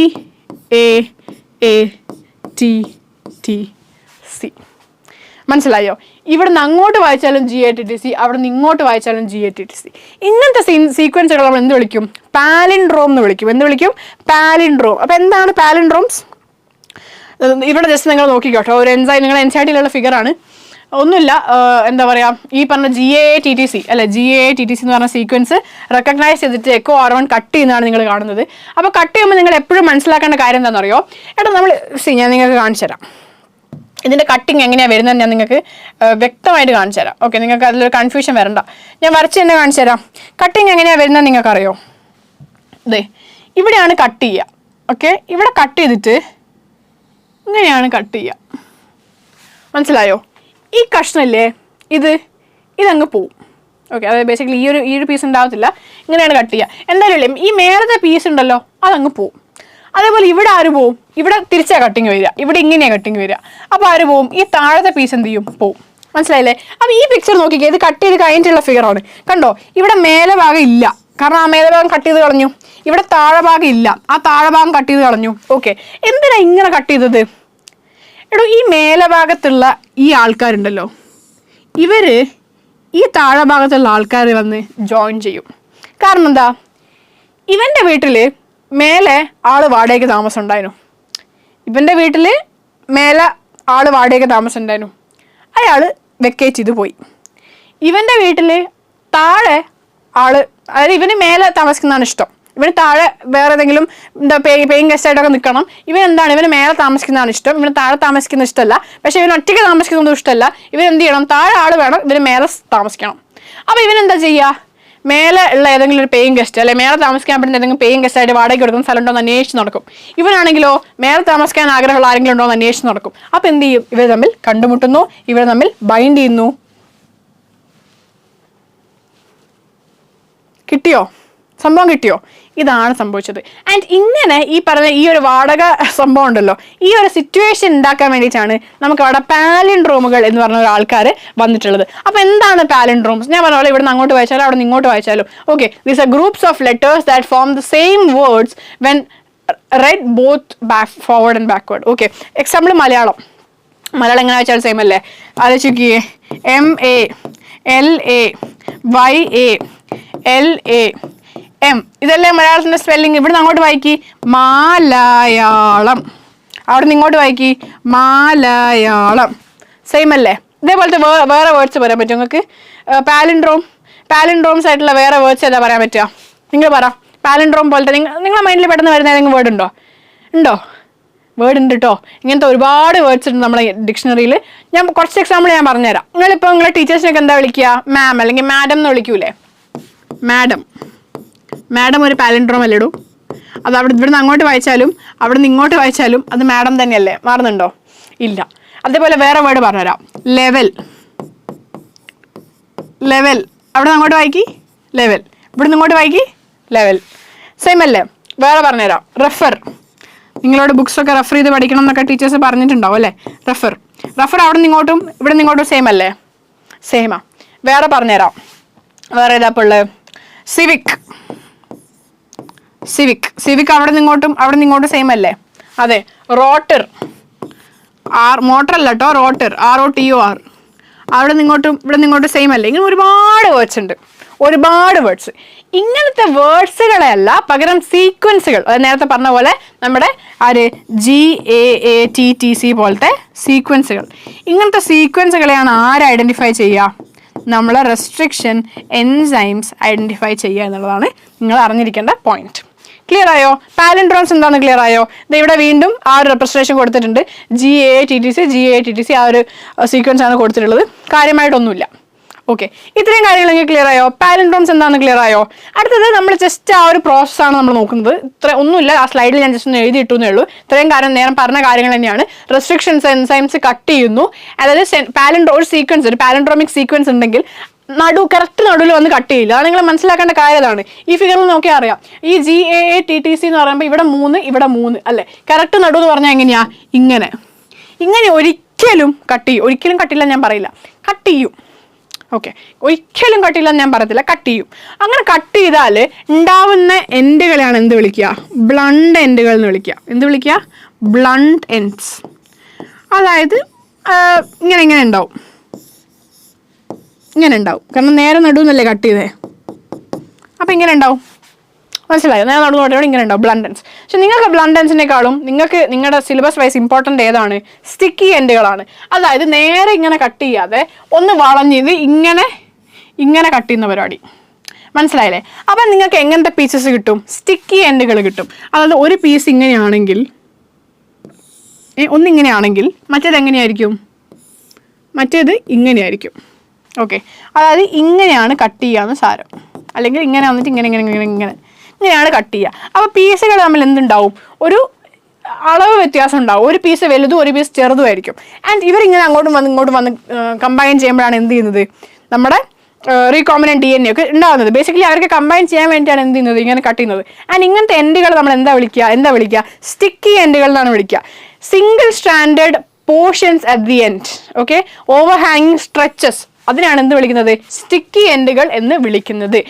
2 സ്ട്രാൻഡിൽ എന്തുണ്ടാവും? സ്റ്റിക്കി എൻഡുകൾ ഉണ്ടാവും. ഓക്കെ, അങ്ങനെയാണ് അവർ എന്ത് ചെയ്യുന്നത്? അങ്ങോട്ടും ഇങ്ങോട്ടും വന്നിട്ട് കണക്ട് ചെയ്യുന്നത്. അപ്പോൾ അവർക്ക് ഈസിലി കണക്ട് ചെയ്യാൻ വേണ്ടിയിട്ട്, ഓക്കെ, അതിന് വേണ്ടിയിട്ടാണ് ആര് സഹായിക്കുന്നത്? ഈ പറഞ്ഞ സ്റ്റിക്കി എൻഡുകൾ സഹായിക്കുന്നത്. പക്ഷേ സ്റ്റിക്കി എൻഡുകൾ മാത്രം പോരാ, നമുക്ക് ഗമ്മ് വേണം. നമ്മൾ നേരത്തെ പറഞ്ഞ ലിഗേസുകൾ നമുക്ക് ആവശ്യമാണ്. പക്ഷെ ആ ലിഗേസുകളുടെ പ്രവർത്തനം കുറച്ചും കൂടി ഈസി ആക്കാൻ ആര് സഹായിക്കും? ഈ സ്റ്റിക്കി എൻഡുകൾ സഹായിക്കും. മനസ്സിലായോ? ക്ലിയർ ആയല്ലോ? ഇതാണ് നിങ്ങളുടെ റെസ്ട്രിക്ഷൻ എൻസൈമുകൾ എന്ന് പറയുന്ന ഭാഗം. ഓക്കെ, ഒന്നുമില്ല, നിങ്ങൾ ആ ഒരു ഫിഗർ ജസ്റ്റ് കാണിച്ചു എന്നേ ഉള്ളൂ. ഇതൊരു സ്റ്റിക്കി എൻഡ് ഫോം ചെയ്തിരിക്കുകയാണ് നിങ്ങൾ കാണിക്കുന്നത്. അപ്പോൾ ഇവിടെ T ഉണ്ട്. Tക്ക് ഓപ്പോസിറ്റ് ആരാ? A. അതായത് Tക്ക് കോംപ്ലിമെന്ററി ആരാ? A. ഓക്കെ, T ഉണ്ട്, A ഉണ്ട്. ഇതാ ഇവിടെ വീണ്ടും T ഉണ്ട്, വീണ്ടും A ഉണ്ട്. ഇവിടെ വീണ്ടും A ഉണ്ട്, ഇവിടെ T ഉണ്ട്, ഇവിടെ A ഉണ്ട്, ഇവിടെ T ഉണ്ട്.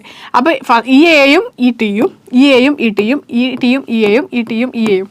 എന്താ ഇപ്പോൾ ഞാൻ പറഞ്ഞല്ലേ? ഒന്നുമില്ല, ഇവർ അങ്ങോട്ടും ഇങ്ങോട്ടും കോംപ്ലിമെൻ്ററി ആയിട്ട് വന്ന് ബൈൻഡ് ചെയ്യുന്നു.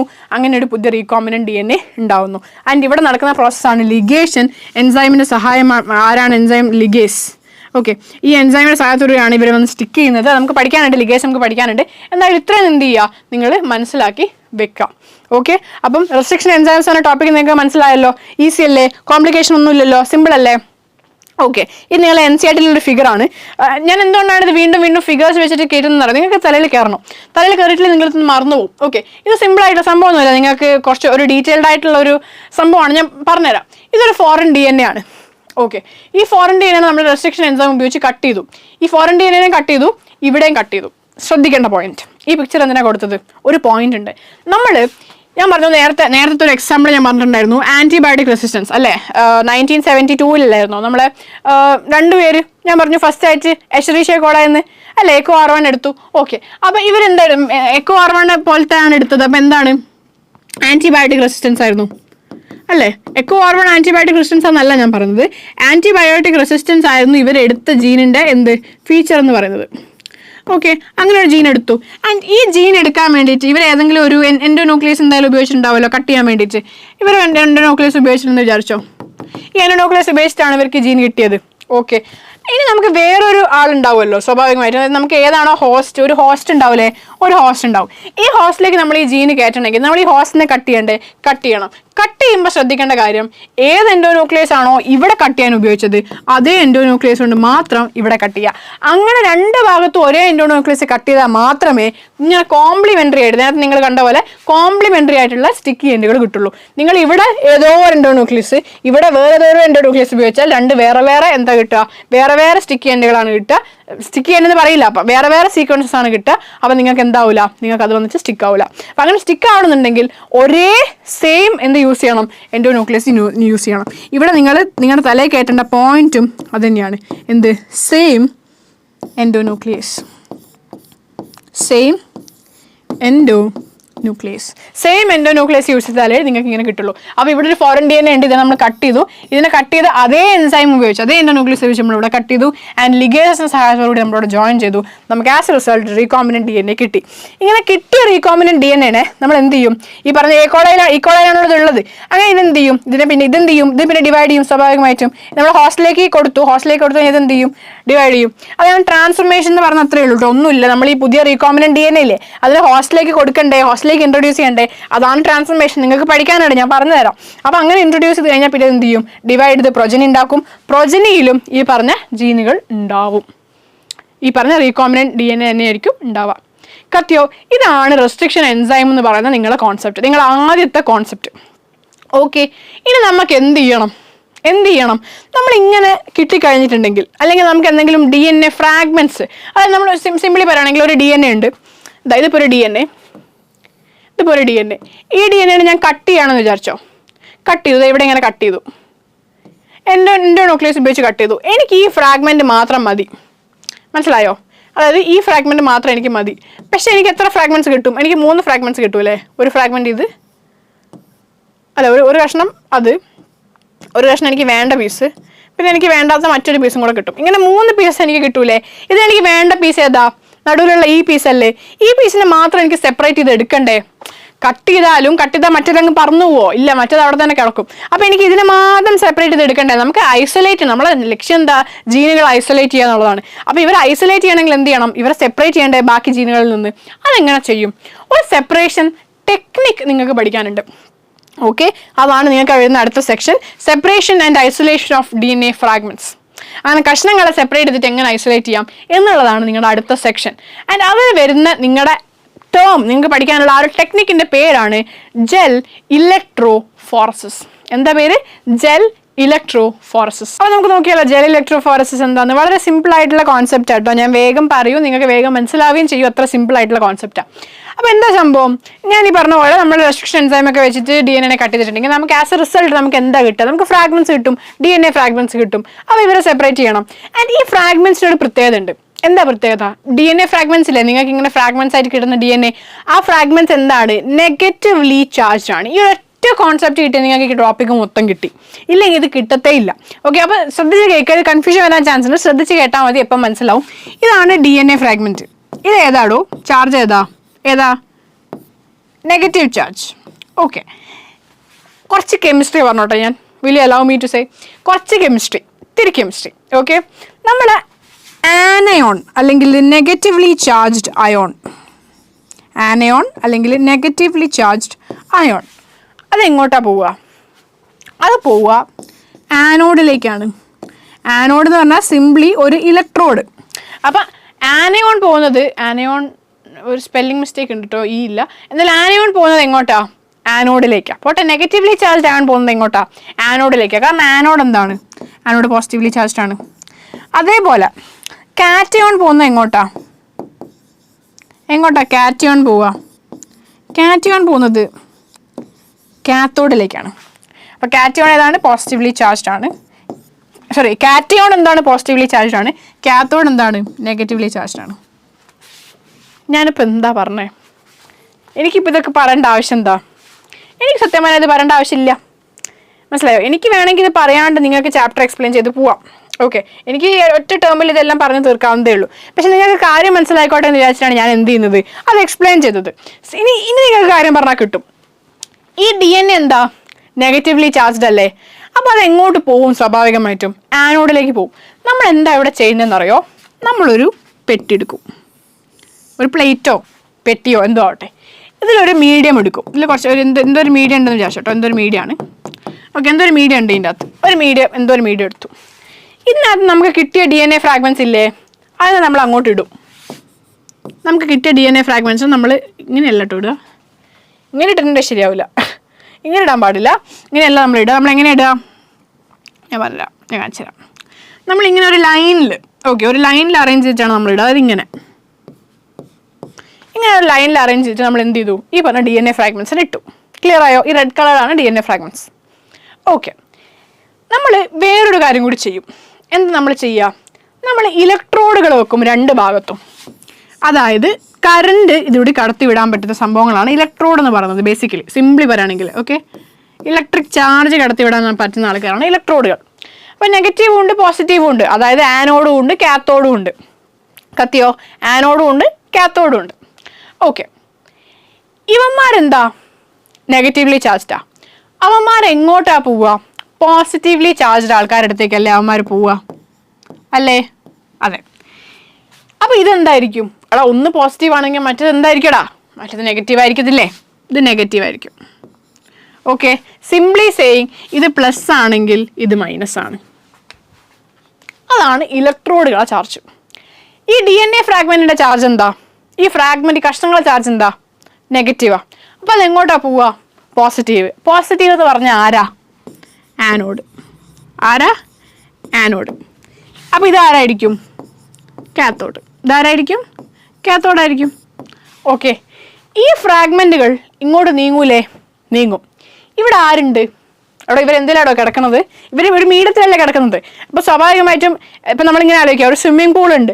ഈ സ്വിമ്മിംഗ് പൂളിൻ്റെ ഈ അറ്റത്തു നിന്ന് ആ അറ്റത്തേക്ക് നീന്തി പോകണമെങ്കിൽ നമ്മൾ ആ വെള്ളത്തിൻ്റെ ഫ്രിക്ഷനൊക്കെ കടന്നു വേണ്ട നീന്തി പോകാൻ. നമുക്ക് ഈസി ആയിട്ട് പോകാൻ പറ്റുമോ? ഇല്ല. നമ്മൾ നീന്തി ചിലപ്പോൾ പകുതി എത്തുമ്പോഴത്തേക്ക് നമുക്ക് കൈ അടയും അല്ലേ, കാല് അടയും. നമ്മൾ നീന്തി വേണം പോകാൻ അപ്പുറത്ത്. അത്രയും കഷ്ടപ്പെട്ട് അതിൻ്റെ വെള്ളത്തിൻ്റെ ഒഴുക്ക് ഇങ്ങോട്ടാണെങ്കിലോ, നിങ്ങൾ അങ്ങനെ ചോദിക്കുക, വെള്ളത്തിൻ്റെ ഒഴുക്ക് ഇങ്ങോട്ടാണെങ്കിലോ, ഇപ്പോട്ടെ ഒഴുക്കില്ലാതെ വെള്ളമാണെന്ന് വിചാരിച്ചോ, ചുമ്മാ സ്റ്റാഗ്നൻ്റ് ആയിട്ടുള്ള വാട്ടർ ആണെന്ന് വിചാരിച്ചോ, അങ്ങനെയാണെങ്കിൽ പോലും നിങ്ങൾ നീന്തി അപ്പുറത്ത് നിങ്ങൾ എന്ത് ചെയ്യണം? അങ്ങോട്ട് എന്ത് ചെയ്യണം? കഷ്ടപ്പെട്ടിട്ടല്ലേ നിങ്ങൾ പോകുന്നത്. ഓക്കെ, ആ കോൺസെപ്റ്റ് മനസ്സിലാക്കി വെച്ചോ. അപ്പോൾ ഇവർക്ക് ഇവിടെ ഒരു മീഡിയത്തിലാണ് ഇവർ കിടക്കുന്നത്. അതുകൊണ്ട് തന്നെ ഇവർക്ക് ഒരു ഫ്രിക്ഷൻ അനുഭവപ്പെടും. ഓക്കെ, അനുഭവപ്പെടും. അപ്പോൾ ഇവർക്ക് ആകർഷണം ഇങ്ങോട്ടാ? ഇവരിങ്ങോട്ടാണ് പോകാൻ ശ്രമിക്കുന്നത്. Trying to go here towards the anode. പക്ഷേ ഇവർക്ക് ഈ ഒരു മീഡിയ ഉള്ളതുകൊണ്ട് ചെറുതായിട്ട് ഫ്രിക്ഷൻ ഉണ്ട്. എന്നാലും ഇവർ പോകും. അതായത് വെള്ളത്തിലാണ് നീന്താൻ ബുദ്ധിമുട്ടാണെങ്കിൽ നമ്മൾ നീന്തൂലേ, അതുപോലെ ഇവരെന്ത് ചെയ്യും? പോവും. ഓക്കെ, ഇത്രയും കാര്യം കിട്ടിയോ? ഇനി അടുത്ത ഞാൻ പറയാൻ പോകുന്ന പോയിന്റ് നിങ്ങൾ ശ്രദ്ധിക്കണേ. നിങ്ങളിപ്പോൾ സ്ലൈഡ്സോ വേറൊന്നും ശ്രദ്ധിക്കേണ്ട, ഞാൻ പറയുന്ന പോയിന്റ് മാത്രം ശ്രദ്ധിച്ചാൽ മതി. ഓക്കെ, പറയുന്ന പോയിന്റ് മാത്രം ശ്രദ്ധിക്കുക. DNA ഫ്രാഗ്മെന്റുകൾ ഇടുന്നു ഞാൻ പറഞ്ഞല്ലോ. അപ്പോൾ ഈ ഫ്രാഗ്മെന്റ് പല സൈസിലുണ്ടാവും അല്ലേ? ഫ്രാഗ്മെന്റുകൾ എന്തുണ്ടാവും? പല സൈസിലുണ്ടാവും. ചെറിയ ഫ്രാഗ്മെന്റുകൾ ഉണ്ടാവും, വലിയ ഫ്രാഗ്മെന്റ് ഉണ്ടാവും. അതിൽ കുറച്ച് കട്ടി കൂടിയ ഫ്രാഗ്മെന്റ് ഉണ്ടാവും, കുറച്ച് കട്ടി കുറഞ്ഞ ഫ്രാഗ്മെന്റ് ഉണ്ടാവും അല്ലേ? അല്ല, കുറച്ച് ബിഗ് ഫ്രാഗ്മെന്റ്സ് ഉണ്ടാവും, സ്മോൾ ഫ്രാഗ്മെന്റ്സ് ഉണ്ടാവും, എല്ലാം ഉണ്ടാവും. പലതരത്തിലായിരിക്കും ഫ്രാഗ്മെന്റ്സ് ഉണ്ടാവുക. ഫ്രാഗ്മെന്റ്സ് നിങ്ങൾ കട്ട് ചെയ്യുമ്പോൾ നിങ്ങൾ ഈക്വൽ സൈസ് നോക്കുന്നല്ലോ കട്ട് ചെയ്യുന്നത്. അപ്പോൾ പല സൈസിലുള്ള ഫ്രാഗ്മെന്റ്സ് നിങ്ങൾക്ക് ഉണ്ടാവും. ഞാൻ സിമ്പിളായിട്ടൊരു ചോദ്യം ചോദിക്കാം. നിങ്ങൾ ഭയങ്കര ട്രാഫിക് ബ്ലോക്ക് ആണെന്ന് വിചാരിച്ചോ? നിങ്ങളുടെ നാട്ടിൽ, നിങ്ങളുടെ ടൗണിൽ ഭയങ്കര ട്രാഫിക് ബ്ലോക്കാണ്. അപ്പം നിങ്ങൾക്ക് ജസ്റ്റ് ഒന്ന് പുറത്ത് പോയി ഇറങ്ങണം. നിങ്ങൾ സ്കൂട്ടി എടുത്തിട്ട് പോവോ, അതോ കാർ എടുത്തിട്ട് പോവോ, അതോ ബസ് എടുത്തിട്ട് പോവോ? നിങ്ങളുടെ വീട്ടിൽ ബസ്സുണ്ട്, സ്വന്തമായിട്ട് നിങ്ങൾക്ക് ബസ്സൊക്കെ ഉണ്ട്. അപ്പം നിങ്ങൾക്ക് ഭയങ്കര ട്രാഫിക് ബ്ലോക്കുള്ള സ്ഥലമാണ്. നിങ്ങൾ സ്കൂട്ടി എടുക്കോ, കാർ എടുക്കോ, ബസ് എടുക്കോ? വിവരമുള്ള ഒരാൾ സ്കൂട്ടി എടുക്കത്തുള്ളൂ. കാരണം എന്താ? വേഗം ഇടയിലൂടെ ഇങ്ങനെ പോയിട്ട് എന്ത് ചെയ്യാം? സാധനം വാങ്ങി വേഗം ഇടയിലൂടെ തിരിച്ചു വരാം. കാറാണെങ്കിൽ ബ്ലോക്കിൽ ഇങ്ങനെ കിടക്കും, ബസ്സാണെങ്കിൽ അതിനപ്പുറം ഒന്നും പറയേണ്ട ആവശ്യമില്ല, ബ്ലോക്കിൽ ഇങ്ങനെ കിടക്കും. ഇല്ലെങ്കിൽ പിന്നെ നമ്മുടെ നാട്ടിലുള്ള കഴിവ് തെളിയിച്ച ആൾക്കാരെ പോലെ നല്ലോണം ഓടിക്കാറൊക്കെ വൃത്തിക്ക് അറിയണം. അങ്ങനെയാണെങ്കിൽ അത്യാവശ്യം വേഗം എത്താം. അതല്ലാന്നുണ്ടെങ്കിൽ നമ്മൾ എന്ത് ചെയ്യണം? ഇങ്ങനെ തന്നെ പോകാറുണ്ട്, വേറെ വഴിയില്ല. ഓക്കെ, അപ്പോൾ എന്ത് സംഭവിച്ചു? ഞാൻ എന്താണ് പറയാൻ ഉദ്ദേശിച്ച പോയിന്റ്, നമുക്ക് ഇപ്പം നമ്മളെ സംബന്ധിച്ചിടത്തോളം ബസ്സൊക്കെ ഓടിക്കാൻ പറഞ്ഞാൽ നല്ല പാടുള്ള ജോലിയാണ്.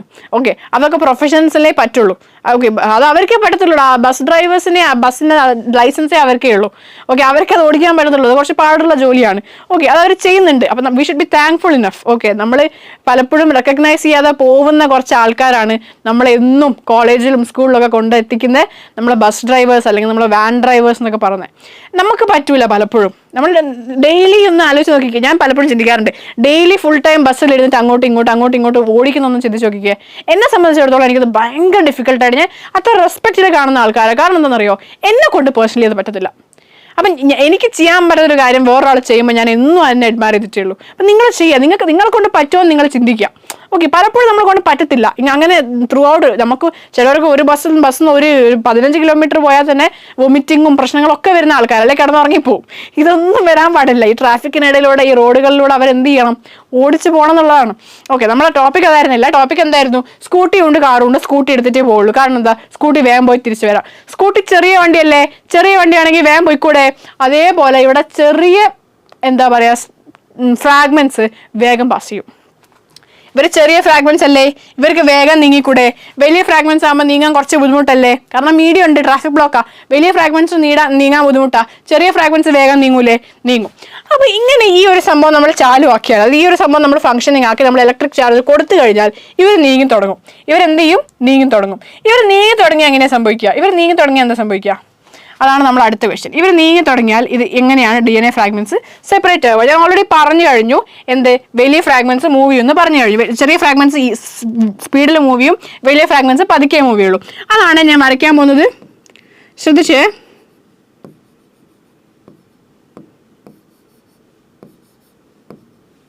ശ്രദ്ധിക്കണേ, നിങ്ങൾ ശ്രദ്ധിക്കുന്നുണ്ടല്ലോ അല്ലേ?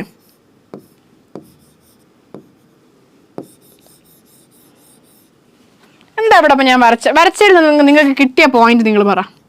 വരച്ചെഴുതുന്ന നിങ്ങൾക്ക് കിട്ടിയ പോയിന്റ് എന്താ? ഇവിടെ ചെറിയ ചെറിയ കഷ്ണങ്ങൾ ഉണ്ടായിരുന്നു, അവർ വേഗം നീങ്ങി അപ്പുറത്തേക്ക് എത്തിയോ? എത്തി. ഇവിടെ കുറച്ചും കൂടെ അതിനേക്കാളും കുറച്ചും കൂടെ വലിയ പീസസ് ആയിരുന്നു, അവർ പതുക്കെ നീങ്ങി പോകുന്നേ ഉള്ളൂ. ഇവർ അതിനേക്കാളും വലുതാണ്, അതുകൊണ്ട് ഇവരിവിടെ കിടക്കുന്നത്. ഇത് ഭയങ്കര വലുതായത് ഇത് ഇപ്പുറത്തെ കിടക്കുന്നത്. ഇങ്ങനെയാണ് നമുക്ക് ഇങ്ങനെ പോയിക്കൊണ്ടിരിക്കുക. ഇവർ പോയിക്കൊണ്ടിരിക്കുക. ഇവർക്ക് എന്താ അറിയാം? ഇവരിങ്ങനെ ആനോഡിന്റെ അടുത്ത് ഇങ്ങനെ പോയിക്കൊണ്ടിരിക്കുക. നമ്മൾ പെട്ടെന്ന് എന്ത് ചെയ്ത് കളഞ്ഞു? പെട്ടെന്ന് നമ്മൾ എന്ത് ചെയ്യും? നമ്മൾ ഈ സാധനം ഇലക്ട്രിക് ഇതങ്ങ് ഒഴിവായി കളഞ്ഞു, ചാർജ് നിർത്തി. ഇവർക്ക് ഇനി പോകാൻ പറ്റുമോ? ഇല്ല, ഇവർ നിന്നുപോയി അല്ലേ? ഇവർക്ക് ഇനി പോകാൻ പറ്റില്ല. അപ്പൊ ഇങ്ങനെ നിന്ന് പോയ ഒരു അവസ്ഥയിൽ നിന്ന് നമുക്ക് ഇവരെ സെപ്പറേറ്റ് ചെയ്ത് എടുക്കാൻ എളുപ്പമല്ലേ?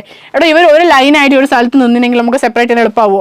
ഇവരെല്ലാം കൂടി ചേർന്ന് നിന്നെങ്കിൽ സെപ്പറേറ്റ് ചെയ്യാൻ എളുപ്പമാവോ? ഇല്ല. പക്ഷെ ഇങ്ങനെയുള്ള ഒരു സിറ്റുവേഷനിൽ നമുക്ക് ഇങ്ങനെ ഒരു ഭാഗം സെപ്പറേറ്റ് ചെയ്ത് എടുത്ത് മാറ്റി അയാളെ മാത്രം കൊണ്ടുപോകാൻ എളുപ്പമാണോ? അല്ലേ? എളുപ്പമാണ്. ഇതാണ് ജെൽ ഇലക്ട്രോഫോറസിസ്. ഇത്രേ ഉള്ളൂ ജെൽ ഇലക്ട്രോഫോറസിസ്. ഇത്ര ഡീറ്റെയിൽ ആയിട്ട് ഐ ഡോണ്ട് തിങ്ക് നിങ്ങൾക്ക് വേറെ ഒരാളും പറഞ്ഞു തരുന്നത്. ബിക്കോസ് ഇത്ര ഡീറ്റെയിൽ ആയിട്ട് എനിക്ക് പോലും മനസ്സിലായിട്ടില്ല ഞാൻ പഠിക്കുന്ന സമയത്ത്. ഓക്കെ, സോ ഇതേപോലെ തന്നെ എന്താ സംഭവിക്കുക? DNA ഫ്രാഗ്മെന്റ്സ് ഉണ്ടാവും, നെഗറ്റീവ്ലി ചാർജ് ആണ്. അവരെ ഫോഴ്സ് ചെയ്യും, ആനോഡിന്റെ അടുത്തേക്ക് മൂവ് ചെയ്യാൻ വേണ്ടിയിട്ട് ഫോഴ്സ് ചെയ്യും. ഓക്കെ, അങ്ങനെ അവർ ആനോഡിന്റെ അടുത്തേക്ക് മൂവ് ചെയ്യും. നിങ്ങൾക്ക് ആക്ച്വൽ ഫിഗർ നിങ്ങൾക്ക് ഇവിടെ കാണാം. ഓക്കെ, അപ്പോൾ അവിടെ പവർ സപ്ലൈ കൊടുത്തിട്ടുണ്ട്, ഇലക്ട്രോഡുകൾ വെച്ചിട്ടുണ്ട്, ആനോഡും കാത്തോഡും ആണ്. എന്ത് ചെയ്തിട്ടുണ്ട്?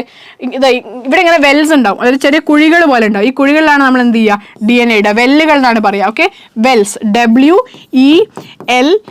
WELLS, വെൽസ് എന്നാണ് നമ്മൾ പറയുക. ഈ വെൽസിലാണ് നമ്മൾ ഇവർ ഇടുക. ഇങ്ങനെ ഇട്ട് കഴിഞ്ഞിട്ടുണ്ടെങ്കിൽ ഇവരെന്ത് ചെയ്യും? ആനോഡിൻ്റെ അടുത്തേക്ക് എന്ത് ചെയ്യും? മൂവ് ചെയ്യും. കാരണം ഇവരെന്താണ്? നെഗറ്റീവ്ലി ചാർജ്ഡ് ആണ്. ക്ലിയർ ആയോ? ഇനിയിപ്പോൾ നിങ്ങൾക്ക് അഥവാ എക്സാമിന് നിങ്ങൾക്ക് കൺഫ്യൂഷൻ ആവുകയാണ്, ആനോഡാണോ കാത്തോഡാണോ? തെറ്റിക്കണ്ട. നിങ്ങൾ ആനോട് കാത്തോടെന്ന് എഴുതണ്ട. ആനോടിന് കാത്തോടെന്ന് എഴുതിയോണ്ട് നിങ്ങൾക്ക് പ്രത്യേകിച്ച് മാർക്കൊന്നും കിട്ടത്തില്ല. കൺഫ്യൂഷൻ ഇല്ലെങ്കിൽ നിങ്ങൾ എഴുതിക്കോ. അഥവാ എക്സാം ബോർഡിലിരിക്കുമ്പോൾ കൺഫ്യൂഷൻ ആവുകയാണെങ്കിൽ സിംപ്ലി ഇങ്ങനെ എഴുതിയാൽ മതി: DNA fragments are negatively charged, so they move to the positive electrode. ഇലക്ട്രോഡുകൾ രണ്ട് വിധം, കാത്തോഡും ആനോഡും. അതിൽ പോസിറ്റീവ് ഏതാ നെഗറ്റീവ് ഏതാ നിങ്ങൾക്ക് കൺഫ്യൂഷൻ ഉണ്ടെങ്കിൽ നിങ്ങൾ ഇങ്ങനെ എഴുതിയാൽ മതി: DNA ഫ്രാഗ്മെന്റ്സ് എന്താണ്? നെഗറ്റീവ്ലി ചാർജ്ഡ് ആണ്, അതുകൊണ്ട് തന്നെ എങ്ങോട്ടാണ് മൂവ് ചെയ്യുക? പോസിറ്റീവ് ഇലക്ട്രോഡിലേക്ക് മൂവ് ചെയ്യുന്നു. അങ്ങനെ എഴുതിയാലും മതി, തെറ്റൊന്നുമില്ല. ഓക്കെ, ഒരു ജെല്ലിലാണ് ഇവർ കിടക്കുന്നത്. പിക്ചർ ഉണ്ടല്ലോ. പൊതുവേ നമ്മൾ ഉപയോഗിക്കുന്ന ജെല്ല് ഏതാണ്? അഗറോസ് ജെല്ലാണ്. Agarose gel. ഓക്കെ, അഗർ അല്ലെങ്കിൽ അഗറോസ് എന്ന് പറഞ്ഞ ജെല്ലാണ് നമ്മൾ എന്ത് ചെയ്യുന്നത്? പൊതുവെ യൂസ് ചെയ്യുന്നത്. നിങ്ങൾ കേട്ടിട്ടുണ്ടാവുമല്ലോ, അഗറോസ് ഒക്കെ കേട്ടില്ലേ? നിങ്ങൾ പ്ലാൻ കിങ്ഡം പഠിച്ചിട്ടില്ലേ +1? അപ്പോൾ ഞാൻ തന്നെയല്ലേ പഠിപ്പിച്ചേ? അതിൽ അഗർ പറഞ്ഞിട്ടുണ്ടായിരുന്നല്ലോ, നമ്മൾ പറഞ്ഞിട്ടില്ലേ? ഓക്കെ, എനിവേസ് അഗറോസ് ജെല്ലാണ് നമ്മൾ എന്ത് ചെയ്യുന്നത്? കോമൺലി ജെൽ ഇലക്ട്രോഫോറസിസിൽ യൂസ് ചെയ്യുന്നത്. ഓക്കെ, ഇവിടെ ഒരു സീവിങ് എഫക്റ്റ് ആണുള്ളത്. എന്താണ് സീവിങ് എഫക്റ്റ്? ആ ഒരു ടേം നിങ്ങൾ എക്സാമിന് എഴുതിയാൽ നല്ലതാണ്. കുറച്ചും കൂടി നിങ്ങൾ ടെക്സ്റ്റ് ബുക്ക് വായിച്ചിട്ടുണ്ട് എന്നൊരു ബോധം നിങ്ങൾ എക്സാമിനറിന് ഉണ്ടാവും, മൈൻഡിൽ വരും. എന്താണ് സീവിങ് എഫക്റ്റ്? സീവ് എന്ന് പറഞ്ഞാൽ എന്താടാ? സീവ് എന്ന് പറഞ്ഞാൽ എന്താ? നമ്മൾ അരിപ്പയില്ലേ, ചായയൊക്കെ അരിക്കുന്ന അരിപ്പയ്ക്കാണ് നമ്മൾ സീവ് എന്ന് പറയാം. ഓക്കെ, SIEVE, അരിപ്പയാണ് സീവ് എന്ന് പറയുന്നത്. അപ്പോൾ സീവിങ് എഫക്റ്റ് എന്ന് പറഞ്ഞാൽ എന്താ? ഒരു അരിപ്പ പോലെ അല്ലടാ. വലിയ കഷ്ണങ്ങളൊക്കെ അവിടെ തടഞ്ഞു നിൽക്കുന്നു, ചെറിയ കഷ്ണങ്ങളൊക്കെ താഴോട്ട് പോകുന്നു. അതൊരു അരിപ്പൻ്റെ പരിപാടിയല്ലേ? ചെറിയ മൈന്യൂട്ട് പാർട്ടിക്കിൾസ് ഒക്കെ താഴോട്ട് വിട്ടിട്ട് വലിയ പാർട്ടിക്കിൾസിനെ അവിടെ തടഞ്ഞു നിർത്തുക, അല്ലെങ്കിൽ വലിയ പാർട്ടിക്കിൾസ് പോകാൻ ബുദ്ധിമുട്ടുക, ചെറിയ പാർട്ടിക്കിൾസ് ഈസിലി പോവുക. ഒരു അരിപ്പയിലുള്ള നടക്കുന്ന അതേ എഫക്റ്റ് അല്ലേ? അതുകൊണ്ട് നമുക്കിവിടെ സീവിങ് എഫക്റ്റ് എന്ന് പറയാം. അപ്പോൾ ഈ സീവിങ് എഫക്റ്റ് ആരാ പ്രൊവൈഡ് ചെയ്യുന്നത്? Agarose gel. ഞാൻ പറഞ്ഞ ഒരു ഫ്രിക്ഷൻ അല്ലെങ്കിൽ ഒരു തടസ്സം ആരാ പ്രൊവൈഡ് ചെയ്യുന്നത്? അഗറോസ് ജെല്ലാണ് പ്രൊവൈഡ് ചെയ്യുന്നത്. ഓക്കെ, ആൻഡ് ഇവിടെ ഒരു സെന്റൻസ് നിങ്ങൾക്ക് പഠിക്കാനുണ്ട്. എന്താ? The smaller the fragment size the father it moves. ഇത് ഞാൻ പറയണോ? ഇത് ഞാൻ നിങ്ങൾക്ക് ഇനി എക്സ്പ്ലെയിൻ ചെയ്യേണ്ട ആവശ്യമുണ്ടോ? ഇല്ല. The smaller the fragment size the farther it moves. Okay, എത്ര ചെറുതാണോ അത്രയും എന്ത് ചെയ്യും? ദൂരത്തിലേക്ക് പോകും. വലിയ കഷ്ണങ്ങൾ ബാക്കിൽ എന്ത് ചെയ്യും? ഹെൽഡ് ബാക്ക് ആയിട്ട് നിൽക്കും, ബാക്കിൽ നിൽക്കും. ഓക്കെ, ഇതാണ് എന്തെന്ന് പറയുന്നത് ജെൽ ഇലക്ട്രോഫോറസിസ് എന്ന് പറയുന്നത്. കുറച്ച് പിക്ചേഴ്സ് കണ്ടാലോ, ഇത് നിങ്ങൾ NCERT ഫിഗർ ആണ്. ഓക്കെ, നേരത്തെ ഞാൻ കാണിച്ചത് NCERT ഫിഗർ അല്ല, ഇത് ഫിഗർ 9.3 നിങ്ങൾ NCERT ഫിഗർ ആണ്. ഇതിൽ നിങ്ങൾക്ക് വെൽസ് കാണാം, പ്രോപ്പറായിട്ട് വെൽസ് 4 എണ്ണം കൊടുത്തിട്ടുണ്ട്. ലാർജ് DNA ഫ്രാഗ്മെന്റ്സ് ആണ് ഇത് മൊത്തം. ആൻഡ് ലാർജ് ഫ്രാഗ്മെന്റ്സ് ഇവിടെ കിടപ്പുണ്ട്, സ്മോൾ ഫ്രാഗ്മെന്റ്സ് ഇവിടേക്ക് വന്നിട്ടുണ്ട്. ഓക്കെ, അപ്പോൾ സ്വാഭാവികമായിട്ടും ഇവിടെ എന്തായിരിക്കണം, ഇവിടെ പോസിറ്റീവ് ഇലക്ട്രോഡ് ആയിരിക്കണം ഉണ്ടായിരുന്നത്, ഇവിടെ എന്തായിരിക്കണം നെഗറ്റീവ് ഇലക്ട്രോഡ് ആയിരിക്കണം ഉണ്ടായിരുന്നത്. ആൻഡ് ഈ പീസസ് എന്താണ്, DNA ഫ്രാഗ്മെന്റ്സ് നെഗറ്റീവ്ലി ചാർജ്ഡും ആണ്. അപ്പോൾ നിങ്ങൾ ടെക്സ്റ്റ് ബുക്ക് തന്നെ കൊടുത്തിട്ടുണ്ട്, ഇവിടെ വെല്ലുകൾ നിൽക്കുന്ന സൈഡിലെ ഇലക്ട്രോഡ് ഏതാണെന്ന് നിങ്ങൾക്ക് ഗസ് ചെയ്യാൻ പറ്റുമോ എന്ന് ചോദിച്ചിട്ടുണ്ട്. വെല്ലുകൾ നിൽക്കുന്ന സൈഡിലെ ഇലക്ട്രോഡ് ഏതാണ് നെഗറ്റീവ് ആണ്, നെഗറ്റീവ് ആയിട്ടുള്ള ഇലക്ട്രോഡാണ് അല്ലേ. ക്ലിയർ ആയല്ലോ, കൺഫ്യൂഷൻ ഒന്നുമില്ലല്ലോ. ഇതാണ് ജെൽ ഇലക്ട്രോഫോറസിസിന്റെ ഒരു പിക്ചർ എന്ന് പറയുന്നത്. ഇനി നമ്മളിങ്ങനെ സെപ്പറേറ്റ് ചെയ്തു, ഇങ്ങനെ സെപ്പറേറ്റ് ചെയ്ത് DNA ഫ്രാഗ്മെന്റ്സ് കിട്ടി. പക്ഷെ നിങ്ങൾ മനസ്സിലാക്കേണ്ട ഒരു കാര്യമുണ്ട്, ഇത് DNA. ഇനി പ്രത്യേകിച്ച് കളർ ഉണ്ടോ DNA-ക്ക്? പ്രത്യേകിച്ച് ഭയങ്കര നല്ല എന്താ പറയുക മജന്ത പിങ്ക് ടണാണ് ഇത് അല്ല, ഇത് ഭയങ്കര കളറുള്ള സാധനമൊന്നുമല്ല. അപ്പോൾ നമ്മൾ അഗറോസ് ജെല്ലിനും കളറില്ല, ട്രാൻസ്പെറൻ്റ് ആണ്. അപ്പോൾ നമ്മൾ ഈ പരിപാടിയൊക്കെ ചെയ്ത് കഴിഞ്ഞാലും നമുക്ക് കണ്ണുകൊണ്ട് ഇപ്പോൾ ഈ പീസിനെ എടുത്ത് മാറ്റേണ്ടതാണ് എൻ്റെ ഉദ്ദേശം എന്ന് വിചാരിച്ചോ. അപ്പോൾ കണ്ണുകൊണ്ട് ഈ കഷ്ണം അല്ലെങ്കിൽ ഈ പീസ് എനിക്ക് എടുത്ത് മാറ്റണമെങ്കിൽ എനിക്കിതിനെ കാണാൻ പറ്റണ്ടോ, എനിക്ക് ഈ സിസ്റ്റത്തിൽ കാണാൻ പറ്റണ്ടേ, ഈ DNA-കളൊക്കെ ഇങ്ങനെ കാണാൻ പറ്റണ്ടേ. ഇതിപ്പോൾ ഈ ടെക്സ്റ്റ് ബുക്കിൽ വരച്ച മാതിരി ആയിരിക്കുമോ ഞാൻ എക്സ്പെരിമെൻറ്റ് ചെയ്യുമ്പോൾ ഉണ്ടാവുക? അല്ല, ഇതിങ്ങനെ ഉണ്ടാവില്ല. അപ്പോൾ നമുക്കിത് കാണാൻ പറ്റണം. അപ്പോൾ ഇങ്ങനത്തെ DNA ഫ്രാഗ്മെൻറ്റ്സിനെ സെപ്പറേറ്റ് ചെയ്തതിന് ശേഷം, സെപ്പറേറ്റ് ചെയ്ത് കഴിഞ്ഞാൽ നമ്മൾ സെപ്പറേറ്റ് ചെയ്തതിന് ശേഷം വിഷ്വലൈസ് ചെയ്യണമെങ്കിൽ നമ്മൾ എന്ത് ചെയ്യണം? അതാണ് അടുത്ത ചോദ്യം. എങ്ങനെ നമ്മൾ വിഷ്വലൈസ് ചെയ്യുക? 2 സ്റ്റെപ്പാണ് ഉള്ളത്. ആദ്യത്തത് സ്റ്റെയിൻ ചെയ്യുക. നിങ്ങൾ ലാബ് ചെയ്യുമ്പോൾ നിങ്ങൾ സ്റ്റെയിൻ ചെയ്യുന്നുണ്ടാവില്ലേ, പല പ്ലാന്റ്സ് ബോട്ടണിയൊക്കെ ചെയ്യുകയാണെങ്കിൽ നിങ്ങൾ സ്റ്റെയിനിങ് എന്തായാലും ചെയ്യും. മൈക്രോസ്കോപ്പിന് അണ്ടറിൽ വെച്ച് നോക്കണമെങ്കിൽ നിങ്ങൾ ഫിനോഫ്തലിനൊക്കെ യൂസ് ചെയ്ത് നിങ്ങൾ സ്റ്റെയിൻ ചെയ്യുന്നുണ്ടാവും. വാട്ടെവർ, എന്തായാലും നിങ്ങൾ എന്ത് ചെയ്യണം? DNA എന്ത് ചെയ്യണം? സ്റ്റെയിൻ ചെയ്യണം. ആൻഡ് ഇവിടെ സ്റ്റെയിൻ ചെയ്യാൻ ഉപയോഗിക്കുന്ന കെമിക്കൽ കോമ്പൗണ്ട് ഏതാണ്? ഇഥീഡിയം ബ്രോമൈഡ് അല്ലെങ്കിൽ എഥീഡിയം ബ്രോമൈഡ് എന്നൊക്കെ, എഥീഡിയം എന്നൊക്കെ പ്രൊനൗൺസ് ചെയ്യാം.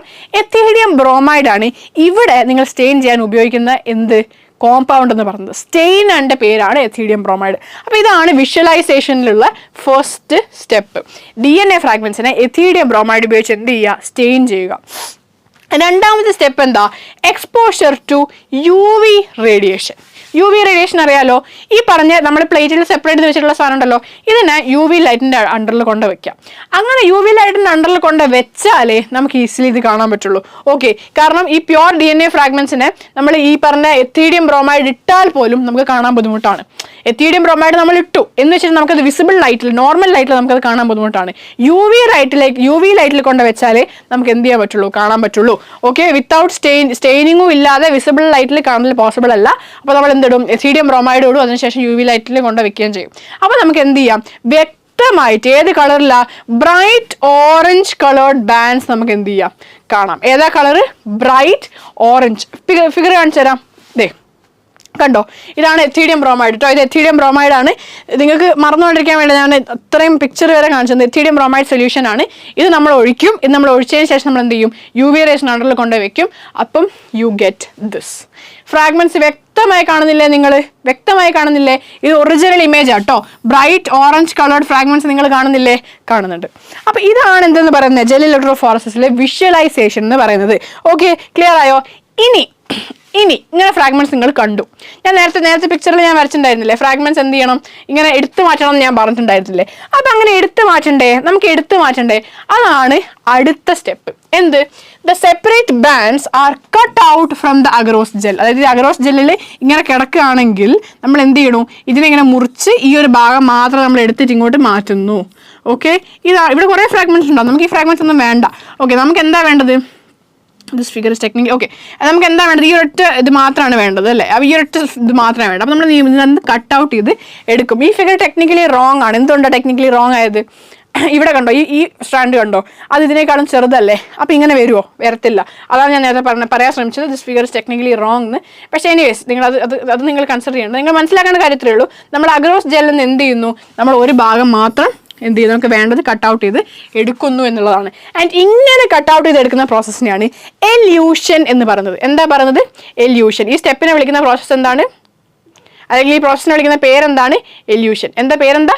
എല്യൂഷൻ. അപ്പൊ ഇങ്ങനെ നിങ്ങൾ ഇതിനെ സെപ്പറേറ്റ് ചെയ്തിട്ട് മാറ്റി കട്ടൗട്ട്, അഗ്രോസ് ജെല്ലിൽ നിന്ന് കട്ടൗട്ട് ചെയ്തെടുക്കുന്ന പ്രോസസ്സിനെ വിളിക്കുന്ന പേരെന്താ?